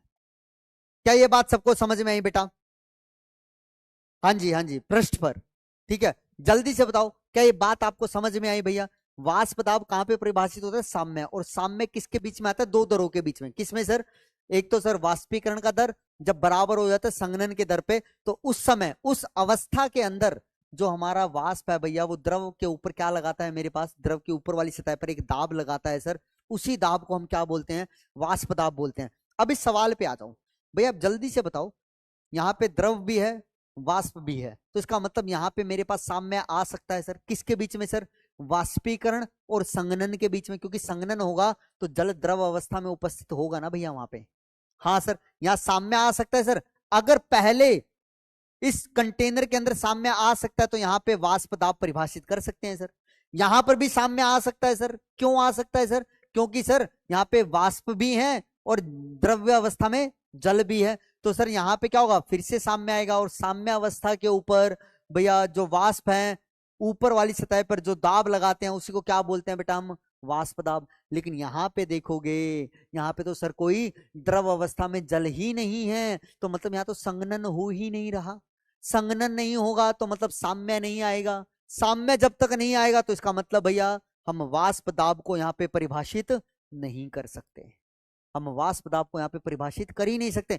अगर वाष्प दाब को मैं यहाँ परिभाषित ही नहीं कर सकता तो इसमें सबसे अधिक वाष्प दाब कैसे आ जाएगा भैया? यहाँ पे तो वाष्प दाब की हम बात ही नहीं करेंगे, यहाँ पे कोई भी वाष्प दाब नहीं है। क्या ये बात सबको पल्ले पड़ी बेटा? क्या ये बात सबको पल्ले पड़ी कि भैया यहाँ तो वाष्प दाब ही परिभाषित नहीं है, तो ये तो जवाब हो ही नहीं सकता, ये तो जवाब हो ही नहीं सकता। समझ में आई बात? अब भैया सवाल तो अभी भी है कि अधिक कहां पर होगा। अभी तुम इसका जवाब नहीं दे पाओगे, क्योंकि बहुत सारे कारक होते हैं जो वाष्प दाब को क्या करते हैं बेटा, प्रभावित करते हैं। अब वो कारक जब तक तुम्हें नहीं पता चलेंगे तब तक तुम यहाँ पे जवाब नहीं दे सकते सर पहले में है या दूसरे में है। लेकिन मैं ये सवाल क्यों लिया, सिर्फ ये बताने के लिए कि कुछ बच्चे इसको जवाब देंगे तो भैया ये तो गलत है। क्यों सर गलत है? क्योंकि सर यहाँ पे वाष्प दाब को हम परिभाषित ही नहीं कर सकते हैं। जहां पे परिभाषा ही नहीं दे पा रहे हैं, हम लगा ही नहीं पा रहे हैं वाष्प दाब की, वहां पे तो क्या भैया काम ही नहीं है सर उसका, तो वो तो खत्म है मेरे लिए। क्या ये बात पल्ले पड़ गई बेटा? क्या ये बात पल्ले पड़ गई बेटा? समझ में आई ना? चले आगे, चलो सर, चलो आगे बढ़ो सर, आगे बढ़ो आप। ठीक है, ठीक है, आगे बढ़ते हैं, आगे बढ़ते हैं भैया। और अब मैं बात कर रहा हूं भैया किसके, कारक की, कारक की बात कर रहा हूं बेटा।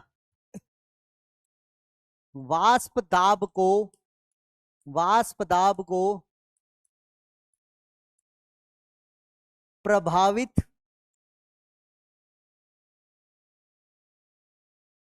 करने वाले कारक, कि वो कौन कौन से कारक हैं भैया जो वाष्प दाब को प्रभावित करते हैं। ठीक है, तो जल्दी से बताओ भैया, इसमें जो सबसे पहला कारक आता है वो आता है भैया क्या हमारे पास, इसमें सबसे पहला कारक आएगा हमारे पास तापमान। क्या आएगा भैया?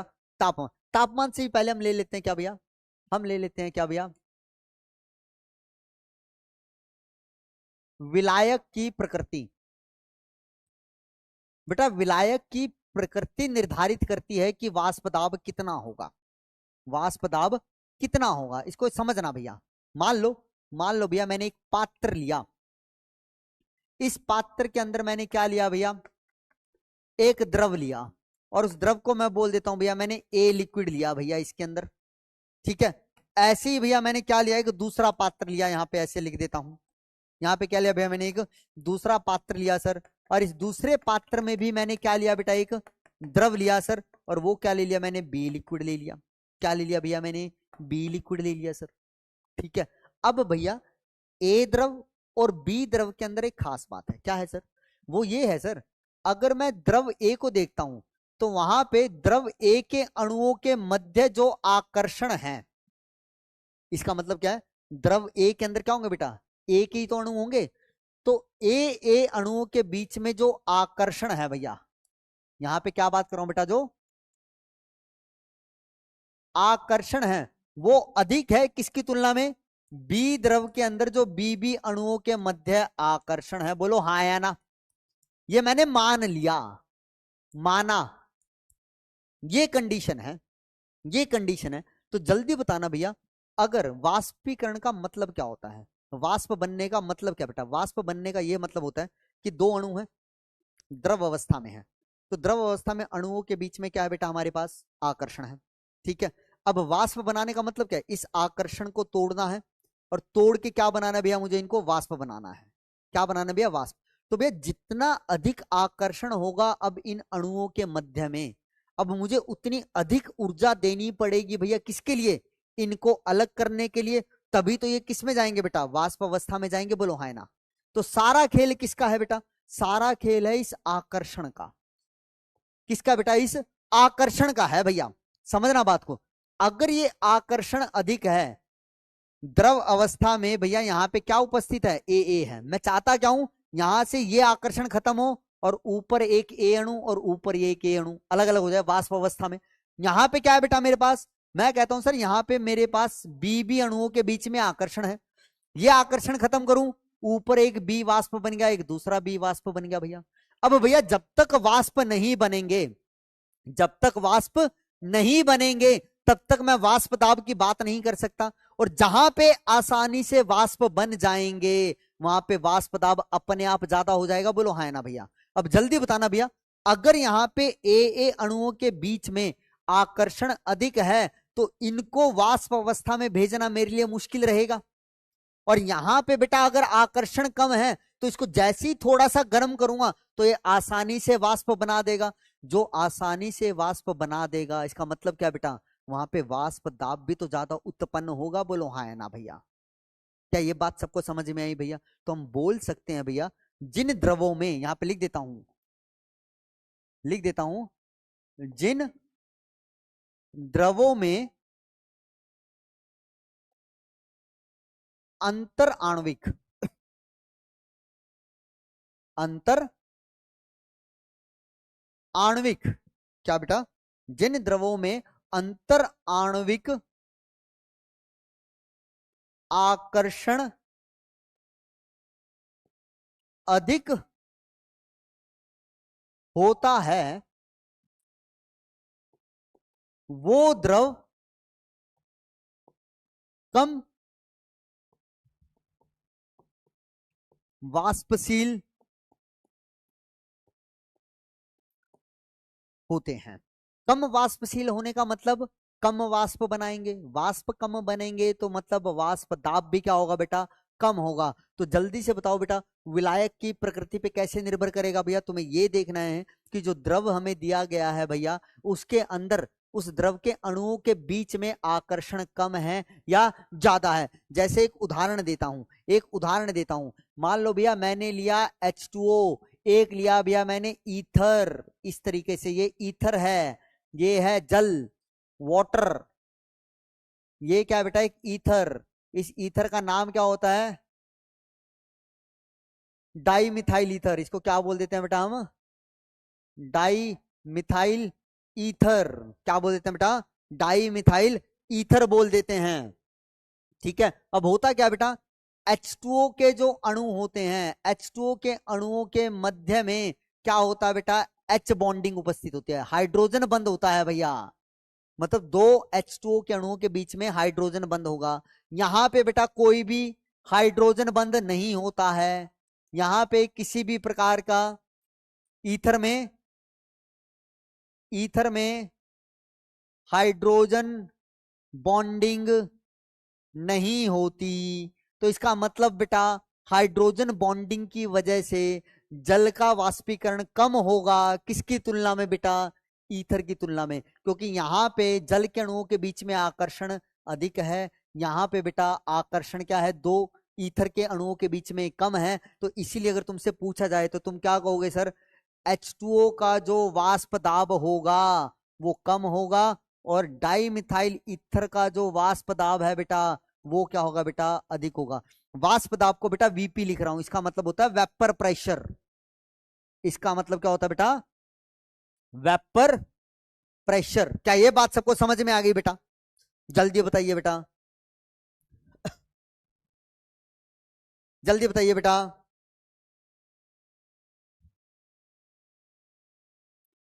कह रहे क्यों? क्या बात हुई भैया? क्या समझ में नहीं आया बेटा? क्या समझ में नहीं आया बेटा? जल्दी से बताओ भैया, जल्दी से बताओ मुझे। नहीं आया सर जी, क्या नहीं आया बेटा? क्या नहीं समझ में आया बेटा आपको? क्या बेटा ये बात समझ में नहीं आई? जल्दी से बताइए वरना रिपीट करता हूं इसको। क्या ये बात आपको समझ में आ रही है? नहीं आई? रिपीट करता हूं देखो भैया, सीधी सीधी सी बात है। वाष्पीकरण का मतलब क्या होता है बेटा? जो भैया द्रव के अणु हैं उनको वाष्प अवस्था में लेके आना। जब तक द्रव के अणु वाष्प अवस्था में नहीं आएंगे तब तक भैया, जब तक वाष्प नहीं बनेंगे भैया वाष्प दाब की बातें नहीं होंगी। पहली बात, जब तक वाष्प नहीं बनेंगे तब तक वाष्प दाब की बातें नहीं होंगी। अब भैया वाष्प बनाना किसको है? मुझे इन द्रव के अणुओं को बनाना है। अब द्रव के अणुओं में आकर्षण अधिक होता है, वाष्प के अणुओं के मध्य तो आकर्षण कम है ना भैया। वाष्प का मतलब क्या? सीधा सीधा गैस में ले आया भैया। मुझे द्रव को गैस में लेके आना है बस। गैस अवस्था को ही तो वाष्प अवस्था बोल रहा हूं भैया। अब भैया द्रव के अणुओं के बीच में आकर्षण, अब ये आकर्षण जितना अधिक होगा इनको वाष्प में बदलना उतना मुश्किल होगा भैया। भैया इनके बीच में जितना प्रेम होगा उनको अलग कर पाना उतना ही तो मुश्किल होगा भैया। इस आकर्षण को प्रेम समझ लो बस। इनके बीच में प्रेम अधिक होगा तो इसका मतलब क्या हुआ भैया? इनको वाष्प में बदलना मुश्किल। प्रेम यहाँ पे कम था भैया, लिखा है देखो, आकर्षण यहाँ कम है बी बी के अणुओं के बीच में। अगर यहाँ आकर्षण कम है तो यहाँ पे इनको वाष्प में बदलना क्या होगा? आसान होगा। जितना आसानी से वाष्प में बदलेंगे या जितना आसानी से वाष्प बनेंगे, वाष्प दाब भी क्या होगा? उतना ही तो अधिक होगा भैया। बोलो हाँ या ना? वाष्प ही आसानी से नहीं बन रहे हैं तो इसका मतलब वहां पे वाष्प दाब का मान भी क्या होगा? कम होगा। तो भैया विलायक की प्रकृति क्या कहती है कि भैया अगर विलायक के अणुओं के बीच में आकर्षण है अधिक तो वाष्प दाब क्या हो जाएगा भैया? कम हो जाएगा। क्या हो जाएगा बेटा? कम हो जाएगा। यही चीज हमने लिखी है, और इसी चीज को मैं एक तरीके से और लिख सकता हूं भैया। जो यहां पे मैं लिख रहा हूं वो क्या लिख सकता हूं सर? कि जो वाष्प दाब है, वाष्प दाब है बेटा वो व्युत्क्रमानुपाती होता है किसके बेटा? वो होता है द्रव के, द्रव के अणुओं के आकर्षण। भैया द्रव के अणुओं में आकर्षण जितना अधिक होगा वाष्प दाब उतना कम होगा। हम यही तो बोलते हैं, बोलो है ना? द्रव के अणुओं में आकर्षण बढ़ा दो सर, वाष्प दाब कम हो जाए, क्योंकि वाष्पीकरण ही नहीं हो पाएगा सर। वो ऊपर जाना ही नहीं चाहेंगे सर, एक दूसरे से अलग ही नहीं होंगे। क्लियर है बेटा जी? क्लियर है? चलो, तो पहला कारक समझ में आया भैया। अब दूसरे कारक की बात करते हैं। दूसरा कारक होता है भैया यहाँ पे तापमान। क्या होता है बेटा? तापमान। अब तापमान पे कैसे प्रभावित करेगा? अब सुनना बात को भैया। तापमान पे प्रभावित करने के लिए हम क्या बोलते हैं? मान लो मैंने क्या लिया, एक ए लिक्विड लिया। उदाहरण से समझना बस। ये एक ए लिक्विड है। इस ए लिक्विड को मैंने क्या किया बेटा? इस ए द्रव को मैंने क्या किया बेटा? 50 डिग्री सेल्सियस तापमान दिया। फिर मैंने क्या किया बेटा? यहां पे वही ए लिक्विड लिया, यहां पे भी वही ए लिक्विड है, लेकिन अब इसको मैंने कितना दे दिया बेटा? 70 डिग्री सेल्सियस तापमान दे दिया। अब जल्दी बताओ भैया, यहां तापमान कम है, यहां तापमान कम है। भैया तापमान तो यहां पर भी तो दे रहा हूं, तो यहां पे भी तो कुछ वाष्प बनेंगे। बोलो है ना? बोलो है ना? यहां पे तापमान इससे ज्यादा दे रहा हूं तो यहां पे वाष्पीकरण ज्यादा होगा भैया। ठंड में क्या होता है, जल का वाष्पीकरण कम होता है, गर्मियों में ज्यादा जल्दी से वाष्पीकरण होता है ना भैया। सारा खेल तापमान का ही तो होता है। वाष्पीकरण ज्यादा होने का मतलब क्या है, ज्यादा वाष्प बन रहे हैं। क्या बन रहा है बेटा, ज्यादा वाष्प बन रहे हैं। तो भैया तापमान कम है तो कम वाष्पीकरण, कम वाष्प बनेंगे, मतलब कम वेपर बनेंगे। ज्यादा तापमान है तो ज्यादा वाष्पीकरण होगा सर, तो ज्यादा वेपर बनेंगे। वेपर ज्यादा बनेंगे तो वेपर प्रेशर भी क्या होगा बेटा, ज्यादा होगा। तो हम क्या बोल सकते हैं कि सर जो वेपर प्रेशर होता है वो समानुपाती होता है किसके भैया, तापमान के। कहने का मतलब सर तापमान बढ़ाते चलो तो वेपर प्रेशर भी बढ़ता हुआ चलेगा। अब इसी के लिए तुम्हें एक इक्वेशन याद करनी है। अगर तुमसे कोई पूछ ले कि भैया संबंध बताओ वेपर प्रेशर और तापमान में, तो उसके लिए भैया उसको ये वाली इक्वेशन लिख देना, log Vp2 by log Vp1 बराबर है delta H vapour over 2.303 R 1/T1 minus 1/T2। ठीक है, यहां पे Vp1 क्या है बेटा, Vp1 क्या है बेटा, यहां पे वेपर प्रेशर है। ये वेपर प्रेशर है भैया किस पे बेटा, T1 तापमान पे। Vp2 भी क्या है बेटा, यहाँ पे वेपर प्रेशर है लेकिन किस पे है बेटा, T2 तापमान पे है। तो ये जो समीकरण है बेटा ये मुझे क्या बताते हैं, संबंध बताती है किसके बीच में, वाष्प दाब और तापमान के बीच में। ऐसी ऐसी समीकरण एक पीछे भी तो पढ़ के आए थे, बोलो याद करो। ऐसा ऐसा समीकरण मैंने एक पीछे भी लिखवाया था, बस यहाँ पे Vp और Vp1 की जगह क्या था बेटा, यहाँ पे विलयता थी, वहां पे बस इतना ही फर्क था। आर भैया यूनिवर्सल गैस नियतांक बताई थी, इसके 3 मान होते हैं। आर क्या है, अरे कमाल की बात करते हो बेटा, ये बता चुका हूं। जो बच्चा ये पूछ रहा है ना आर क्या है, बेटा इक्वेशन कहां से आया आपसे कोई लेना देना नहीं है। ये इक्वेशन कहां से आया उसकी तरफ जा क्यों रहे हो भैया। अगर ऐसा जरूरी होता ना कि इक्वेशन कहां से आया इसका डेरिवेशन करना जरूरी है, तुम्हारे लिए क्वेश्चन पूछता है तो वो तुम्हें बताता, तुम्हारे लिए जरूरी क्या है, सिर्फ ये इक्वेशन याद करना है। इसके डेरिवेशन नहीं पूछेगा तुमसे, ना स्कूल में पूछेगा, ना जेई पूछेगा, ना एडवांस में आएगा, कुछ नहीं आएगा भैया। सीधा सीधा एक फॉर्मूला बेस्ड क्वेश्चन आएगा, अगर आएगा तो यहाँ पे वैल्यू पुट करनी है, एक कोई चीज क्या छोड़ देगा अननोन, वो निकालनी है। आर क्या बेटा, यहाँ पे यूनिवर्सल गैस कांस्टेंट है, यूनिवर्सल गैस कांस्टेंट है। ठीक है बेटा जी बोलो,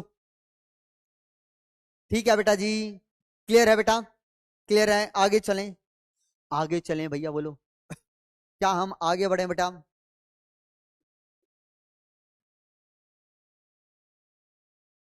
चले बेटा, बेटा हिंदी अच्छा, वेपर प्रेशर भैया ये तो लिख ही सकते हो ना बेटा। बेटा देखो एक बात समझो, इतनी अंग्रेजी तो आनी चाहिए ना बेटा। वाष्प दाब को वेपर प्रेशर बोल रहा हूं, अब थोड़ा सा छोटा लिखने के चक्कर में वीपी लिख दिया। ठीक है, चलो भैया पूरी हिंदी लिखेंगे, अगर आपको ऐसा है तो बेटा पूरी हिंदी लिखो। ठीक है पूरी हिंदी लिखेंगे बेटा। ठीक है बेटा, डेल्टा एच भैया, इतने तो भैया नादान मत बनो, ये तो चीजें पहले बता चुका हूं। इसको बोलते हैं वाष्पीकरण की एंथैल्पी। जो बच्चे छोटी छोटी बातें पूछ रहे हैं ना बेटा, ये बताने के बाद भी डेल्टा एच एंथैल्पी होता है। और वीएपी का मतलब होता है वेपराइजेशन, मतलब वाष्पीकरण, वाष्पीकरण की एंथैल्पी बोलते हैं भैया इसको। लो, वाष्पीकरण की एंथैल्पी। एक कह रहा है आर का मान बताओ, नहीं बताऊंगा भैया, पिछली क्लास में बता चुका हूं ये मैं। आर का मान ये थोड़ी ना बेटा जितनी बार आएगा उतनी बार लिखूंगा, ये मैं बता चुका हूं, पीछे के लेक्चर जाके देखिए। ठीक है ठीक है, आगे चलते हैं, आगे चलते हैं भैया, और आगे बढ़ते हैं किसकी तरफ भैया, दूसरे कारक की तरफ, दूसरे कारक की तरफ। और जो दूसरा कारक आता है भैया यहाँ पे, अब तुम ही बताओगे, तुम ही बताना भैया, वो आता है मेरा क्या, इसको अंग्रेजी में बोलते हैं सरफेस एरिया, और इसको क्या बोलते हैं, सतह का क्षेत्रफल, सतह का क्षेत्रफल। ठीक है, अब तुम्हें बताना है सतह का क्षेत्रफल बढ़ने की वजह से वाष्प दाब बढ़ेगा या घटेगा। उदाहरण के तौर पे मान लो ये एक पात्र लिया, ऊपर से ढक दिया, ठीक है, ये एक पात्र लिया और इसको भी ऊपर से ढक दिया, ठीक है। अब किया क्या भैया, मैंने इसके अंदर मैंने एक क्या डाल दिया, द्रव डाल दिया। ये उस द्रव के अणु हैं ऊपर वाली सतह के, और नीचे वो है भैया द्रव। ये ऊपर वाली सतह के मैंने अणु दिखा दिए। सेम कहानी यहां पे की भैया, वही द्रव लिया जो उस पात्र में है भैया। जितना द्रव ए लिक्विड यहां पे लिया था, मान लो मैंने कितना लिया, मान लो वो 50 ml, तो यहां पे भी मैंने ए लिक्विड लिया है बेटा, कितना लिया है, 50 ml। यहां पे भी अगर मैं इस ए लिक्विड को तापमान दे रहा हूं 50 डिग्री सेल्सियस, यहां पे भी अगर इसको तापमान दे रहा हूं 50 डिग्री सेल्सियस, ठीक है। पहला सवाल सुनना, पहला सवाल तो तुम्हें ये बताना है भैया, सबसे पहले तो मुझे कि भैया ये पात्र अगर पहला है, ये पात्र अगर दूसरा है, तो भैया दोनों में अगर मैंने समान द्रव लिया है, समान मात्रा में लिया है, और दोनों जगह मैं अगर समान तापमान दे रहा हूं, तो वाष्पीकरण का दर जो है, इवेपोरेशन का जो दर है, वाष्पीकरण का जो दर है, वो कहां पे ज्यादा होगा, कहां पे वाष्पीकरण अधिक होगा, पहले पात्र में या दूसरे पात्र में? जल्दी बताइए, जल्दी बताइए बेटा। वाष्पीकरण का दर जो है वो कहां अधिक होगा, पहले पात्र में या दूसरे पात्र में? दूसरे का, दूसरे का, दूसरे का। पहले का भी आ रहा है भैया, छोटे वाले में, छोटे वाले में, छोटे वाले में, छोटे वाले में। चलो चलो, अब मेरी सुनना, अब एकदम सब शांत बैठ जाओ, अब एकदम सब शांत बैठ जाओ भैया, और मेरी बात सुनना, बहुत इंपॉर्टेंट बात बताने वाला हूं भैया। वाष्पीकरण क्या होता है सबको पता है सर, द्रव अवस्था से वाष्प अवस्था में जब हम जाता है कोई द्रव, तो उसको बोलते हैं वाष्पीकरण हो गया। क्या हो गया सर? वाष्पीकरण। और वाष्पीकरण का मतलब क्या होता है बेटा, मैंने किसी पात्र में द्रव लिया, तो उसके ऊपर वाली सतह के जो अणु होंगे ना बेटा, सबसे पहले वो वाष्पीकृत होंगे। मतलब इसको गर्म कर रहा हूं तो ऊपर वाले अणु किसमें बदल जाएंगे बेटा? वाष्प में। ये ऊपर वाले वाष्प में चले गए, बोलो है ना। फिर भैया इसके नीचे वाली सतह इसकी ऊपर वाली बन जाएगी, फिर वो वाष्पीकृत होके जाते रहेंगे। समझ रहे हो ना बात को, क्या बोल रहा हूं भैया? ऊपर वाली सतह के क्या होते हैं? वाष्पीकृत होते हैं।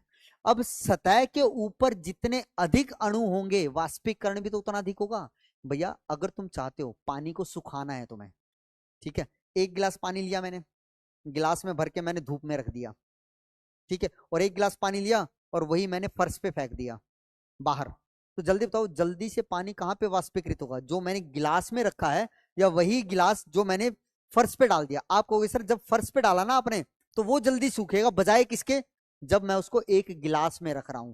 फर्क क्या हुआ बेटा? एक गिलास पानी यहां पे था और एक गिलास पानी मैंने नीचे गिरा दिया, मात्रा तो सेम थी और गर्मी भी सेम ही थी भैया उस टाइम पे। तो भैया गिलास का पानी जल्दी वाष्पीकृत नहीं हुआ, कौन सा हो गया बेटा? हमारा जो नीचे फर्श पे गिर गया था। तो उसका कारण क्या है कि सर फर्श पे गिरने की वजह से वहां पे जल फैल गया। फैलने का मतलब सर वो ज्यादा क्षेत्रफल के अंदर फैल गया, और क्षेत्रफल के अंदर फैलने का मतलब क्या है? क्षेत्रफल बढ़ेगा तो वाष्पीकरण बढ़ता है, वाष्पीकरण बढ़ता है। इसीलिए तो भैया जब भी पानी फैलता है तो देखा अगर उसको फैला दिया जाता है, कहीं से पानी सुखाने तो तुम करते क्या? उसको अच्छे से फैला दो। फैलाने का मतलब क्या है भैया? कि भैया उसका क्षेत्रफल बढ़ा दो सर, वाष्पीकरण बढ़ जाएगा, वाष्पीकरण बढ़ेगा तो वो जल्दी सूख जाएगा। क्या ये बात पल्ले पड़ी? तो हम बोल क्या रहे हैं भैया? पहली चीज, पहली चीज मैं यहाँ पे ये कहना चाह रहा हूं भैया, पहली चीज ये है कि जो पात्र दो है, पात्र दो में, पात्र दो में क्या होगा बेटा? वाष्पीकरण, वाष्पीकरण अधिक होगा किसकी तुलना में? पात्र एक की तुलना में। पात्र एक में जो वाष्पीकरण होगा उसकी तुलना में क्या होगा बेटा मेरे पास? पात्र दो के अंदर वाष्पीकरण अधिक होगा। इसका कारण क्या हुआ सर? कारण ये है सर कि जो वाष्पीकरण होता है ना सर, वाष्पीकरण जो होता है वो समानुपाती होता है किसके सर? सतह के क्षेत्रफल के, सतह के क्षेत्रफल के। जल्दी से बताओ भैया, मैं मान लेता हूं इसकी सतह पे कितने भैया अणु हैं? 1 2 3 4 5 6 7 8 9 10, 10 है भैया। तो मतलब टी 50 डिग्री सेल्सियस पे यहाँ पे 10 अणु किस में जा रहे हैं भैया? वाष्प में जा रहे हैं। यहाँ पे क्या है बेटा? तापमान उतना ही दे रहा हूं, लेकिन अब भैया सतह के ऊपर 10 से अधिक अणु आ गए ना। यहाँ पे सिर्फ 10 अणु वाष्पीकृत हो रहे थे, अब यहाँ कितने हो रहे हैं? 1 2 3 4 5 6 7 8 9 10 11 12 13 14 15 16। सर यहाँ पे 16 जा रहे हैं, तो भैया यहाँ पे ज्यादा वाष्पीकरण होगा ना। तो क्षेत्रफल जितना अधिक, वाष्पीकरण का दर भी क्या होगा बेटा, उतना अधिक होगा। वाष्पीकरण का दर भी क्या होगा बेटा, उतना अधिक होगा। क्या ये बात सबको समझ में आई? भैया हिंदी में तो लिखा है। अरे नालायको, यहाँ पे अंग्रेजी कहाँ लिखी है, सिर्फ यहाँ यहाँ तो लिखी है। इतना तो समझ तो भैया, टी तापमान, ए लिक्विड 50 ml। अब ml को तो भैया ये लिखते हैं, हिंदी चाहे अंग्रेजी हो, हिंदी में ही तो लिखा बेटा। बोलो बोलो। एक कह रहा हिंदी लिखो बेटा, इससे ज्यादा क्या हिंदी लिखूं? अरे मेरे बच्चे, इससे ज्यादा क्या हिंदी, ठीक है। अब अगला सवाल, अगला सवाल, दूसरा सवाल। तुम्हें बताना है किस पात्र के अंदर सबसे अधिक वाष्प दाब होगा। ये सारी कंडीशन लिखी हुई हैं। अब तुम्हें बताना है पात्र 2 में वाष्प दाब और पात्र 1 में वाष्प दाब। तो क्या बताना है बेटा, तुम्हें बताना है कि किसमें अधिक है, किसमें कम है, या दोनों में बराबर है। तो जल्दी से मुझे जवाब दीजिए बेटा कि किसमें वाष्प दाब अधिक होगा, किसमें वाष्प दाब अधिक होगा। ये वाष्पीकरण वाला तो समझ में आया ना सबको, कि सर वाष्पीकरण यहां ज्यादा है यहां कम है, जहां क्षेत्रफल ज्यादा वहां वाष्पीकरण ज्यादा, क्योंकि सर सतह का क्षेत्रफल और वाष्पीकरण में समानुपाती होता है। ठीक है, चलो जी, चलो चलो चलो चलो चलो चलो चलो। देखो इसका जवाब मैं तुम्हें बता रहा हूं, जवाब बता रहा हूं, एक्सप्लेन नहीं कर रहा है। एक्सप्लेन अगली क्लास में करूंगा। खुद सोचना, खुद सोचना कि भैया ऐसा जवाब आया क्यों, किताबें उठाना। ठीक है, थोड़ा सा रिसर्च करना भैया, तब मजा आएगा। ठीक है, क्योंकि टाइम होने वाला है, तो अभी एक्सप्लेन तो नहीं कर पाऊंगा क्योंकि टाइम लगेगा उस चीज में। ठीक है, तो भैया दोनों जगह वाष्प दाब समान होगा, किसी में ज्यादा नहीं, किसी में कम नहीं भैया। दोनों जगह वाष्प दाब क्या होगा भैया, समान होगा। ठीक है, दोनों जगह वाष्प दाब क्या होगा बेटा, समान होगा। तो इसका पता है क्या मतलब हुआ, कि वाष्प दाब जो है ना, सतह के क्षेत्रफल पर निर्भर नहीं करता। चाहे तुम उसको बढ़ा दो चाहे घटा दो, वाष्प दाब के मान में कोई फर्क नहीं आएगा, लेकिन वाष्पीकरण के दर में फर्क आ जाता है। अब ये बराबर क्यों हुआ, कि वे सतह के क्षेत्रफल पे वाष्प दाब क्यों नहीं हमारा क्या कर रहा बेटा, हमारा उससे संबंध क्यों नहीं रखता, उस पर निर्भर क्यों नहीं कर रहा है। अब इसका जवाब ढूंढना, वरना अगली क्लास में बताऊंगा। ठीक है, वरना इसको मैं अगली क्लास में डिस्कस करूंगा। क्या ये बात सबको समझ में आई बेटा? इक्वल होगा ये, इक्वल होगा। ठीक है, मैं फिर कह रहा हूं बेटा, क्यों इक्वल होगा थोड़ा सोचना, वरना इसको नेक्स्ट क्लास में बताऊंगा। ठीक है, ठीक है बेटा जी, ठीक है। और मैं फिर कहूंगा बेटा, कह रहे टी क्या है, टी तापमान है भैया, टी तापमान है। हाँ जी हाँ जी, छुट्टी कर रहा हूँ बेटा, छुट्टी कर रहा हूँ। और भैया कोशिश करूंगा नेक्स्ट क्लास के अंदर और अच्छे से हम इंटरेक्ट कर पाए, क्योंकि आज एक बड़े से क्लासरूम में क्लास ले रहा हूँ, तो मुझे यहाँ पे पढ़ाने में भी दिक्कत हो रही, क्योंकि मुझे मेरी आवाज सुनाई दे रही है बेटा, एको इतनी ज्यादा हो रही है। ठीक है, एको इतनी ज्यादा हो रही है। तो बेटा उम्मीद करता हूँ आप लोगों को आज की क्लास थोड़ी समझ में आई होगी। क्वेश्चंस की प्रैक्टिस कीजिए, मैं फिर बोल रहा हूँ, बार बार कीजिए, तब जाके तुम्हें दिखाई देंगी चीजें, क्या हो रहा है क्या नहीं हो रहा है। तो अगली क्लास में फिर मिलते हैं बेटा, अगली क्लास में बेटा फिर मिलेंगे एक और लेक्चर के साथ। तब तक के लिए take care, bye bye, love you.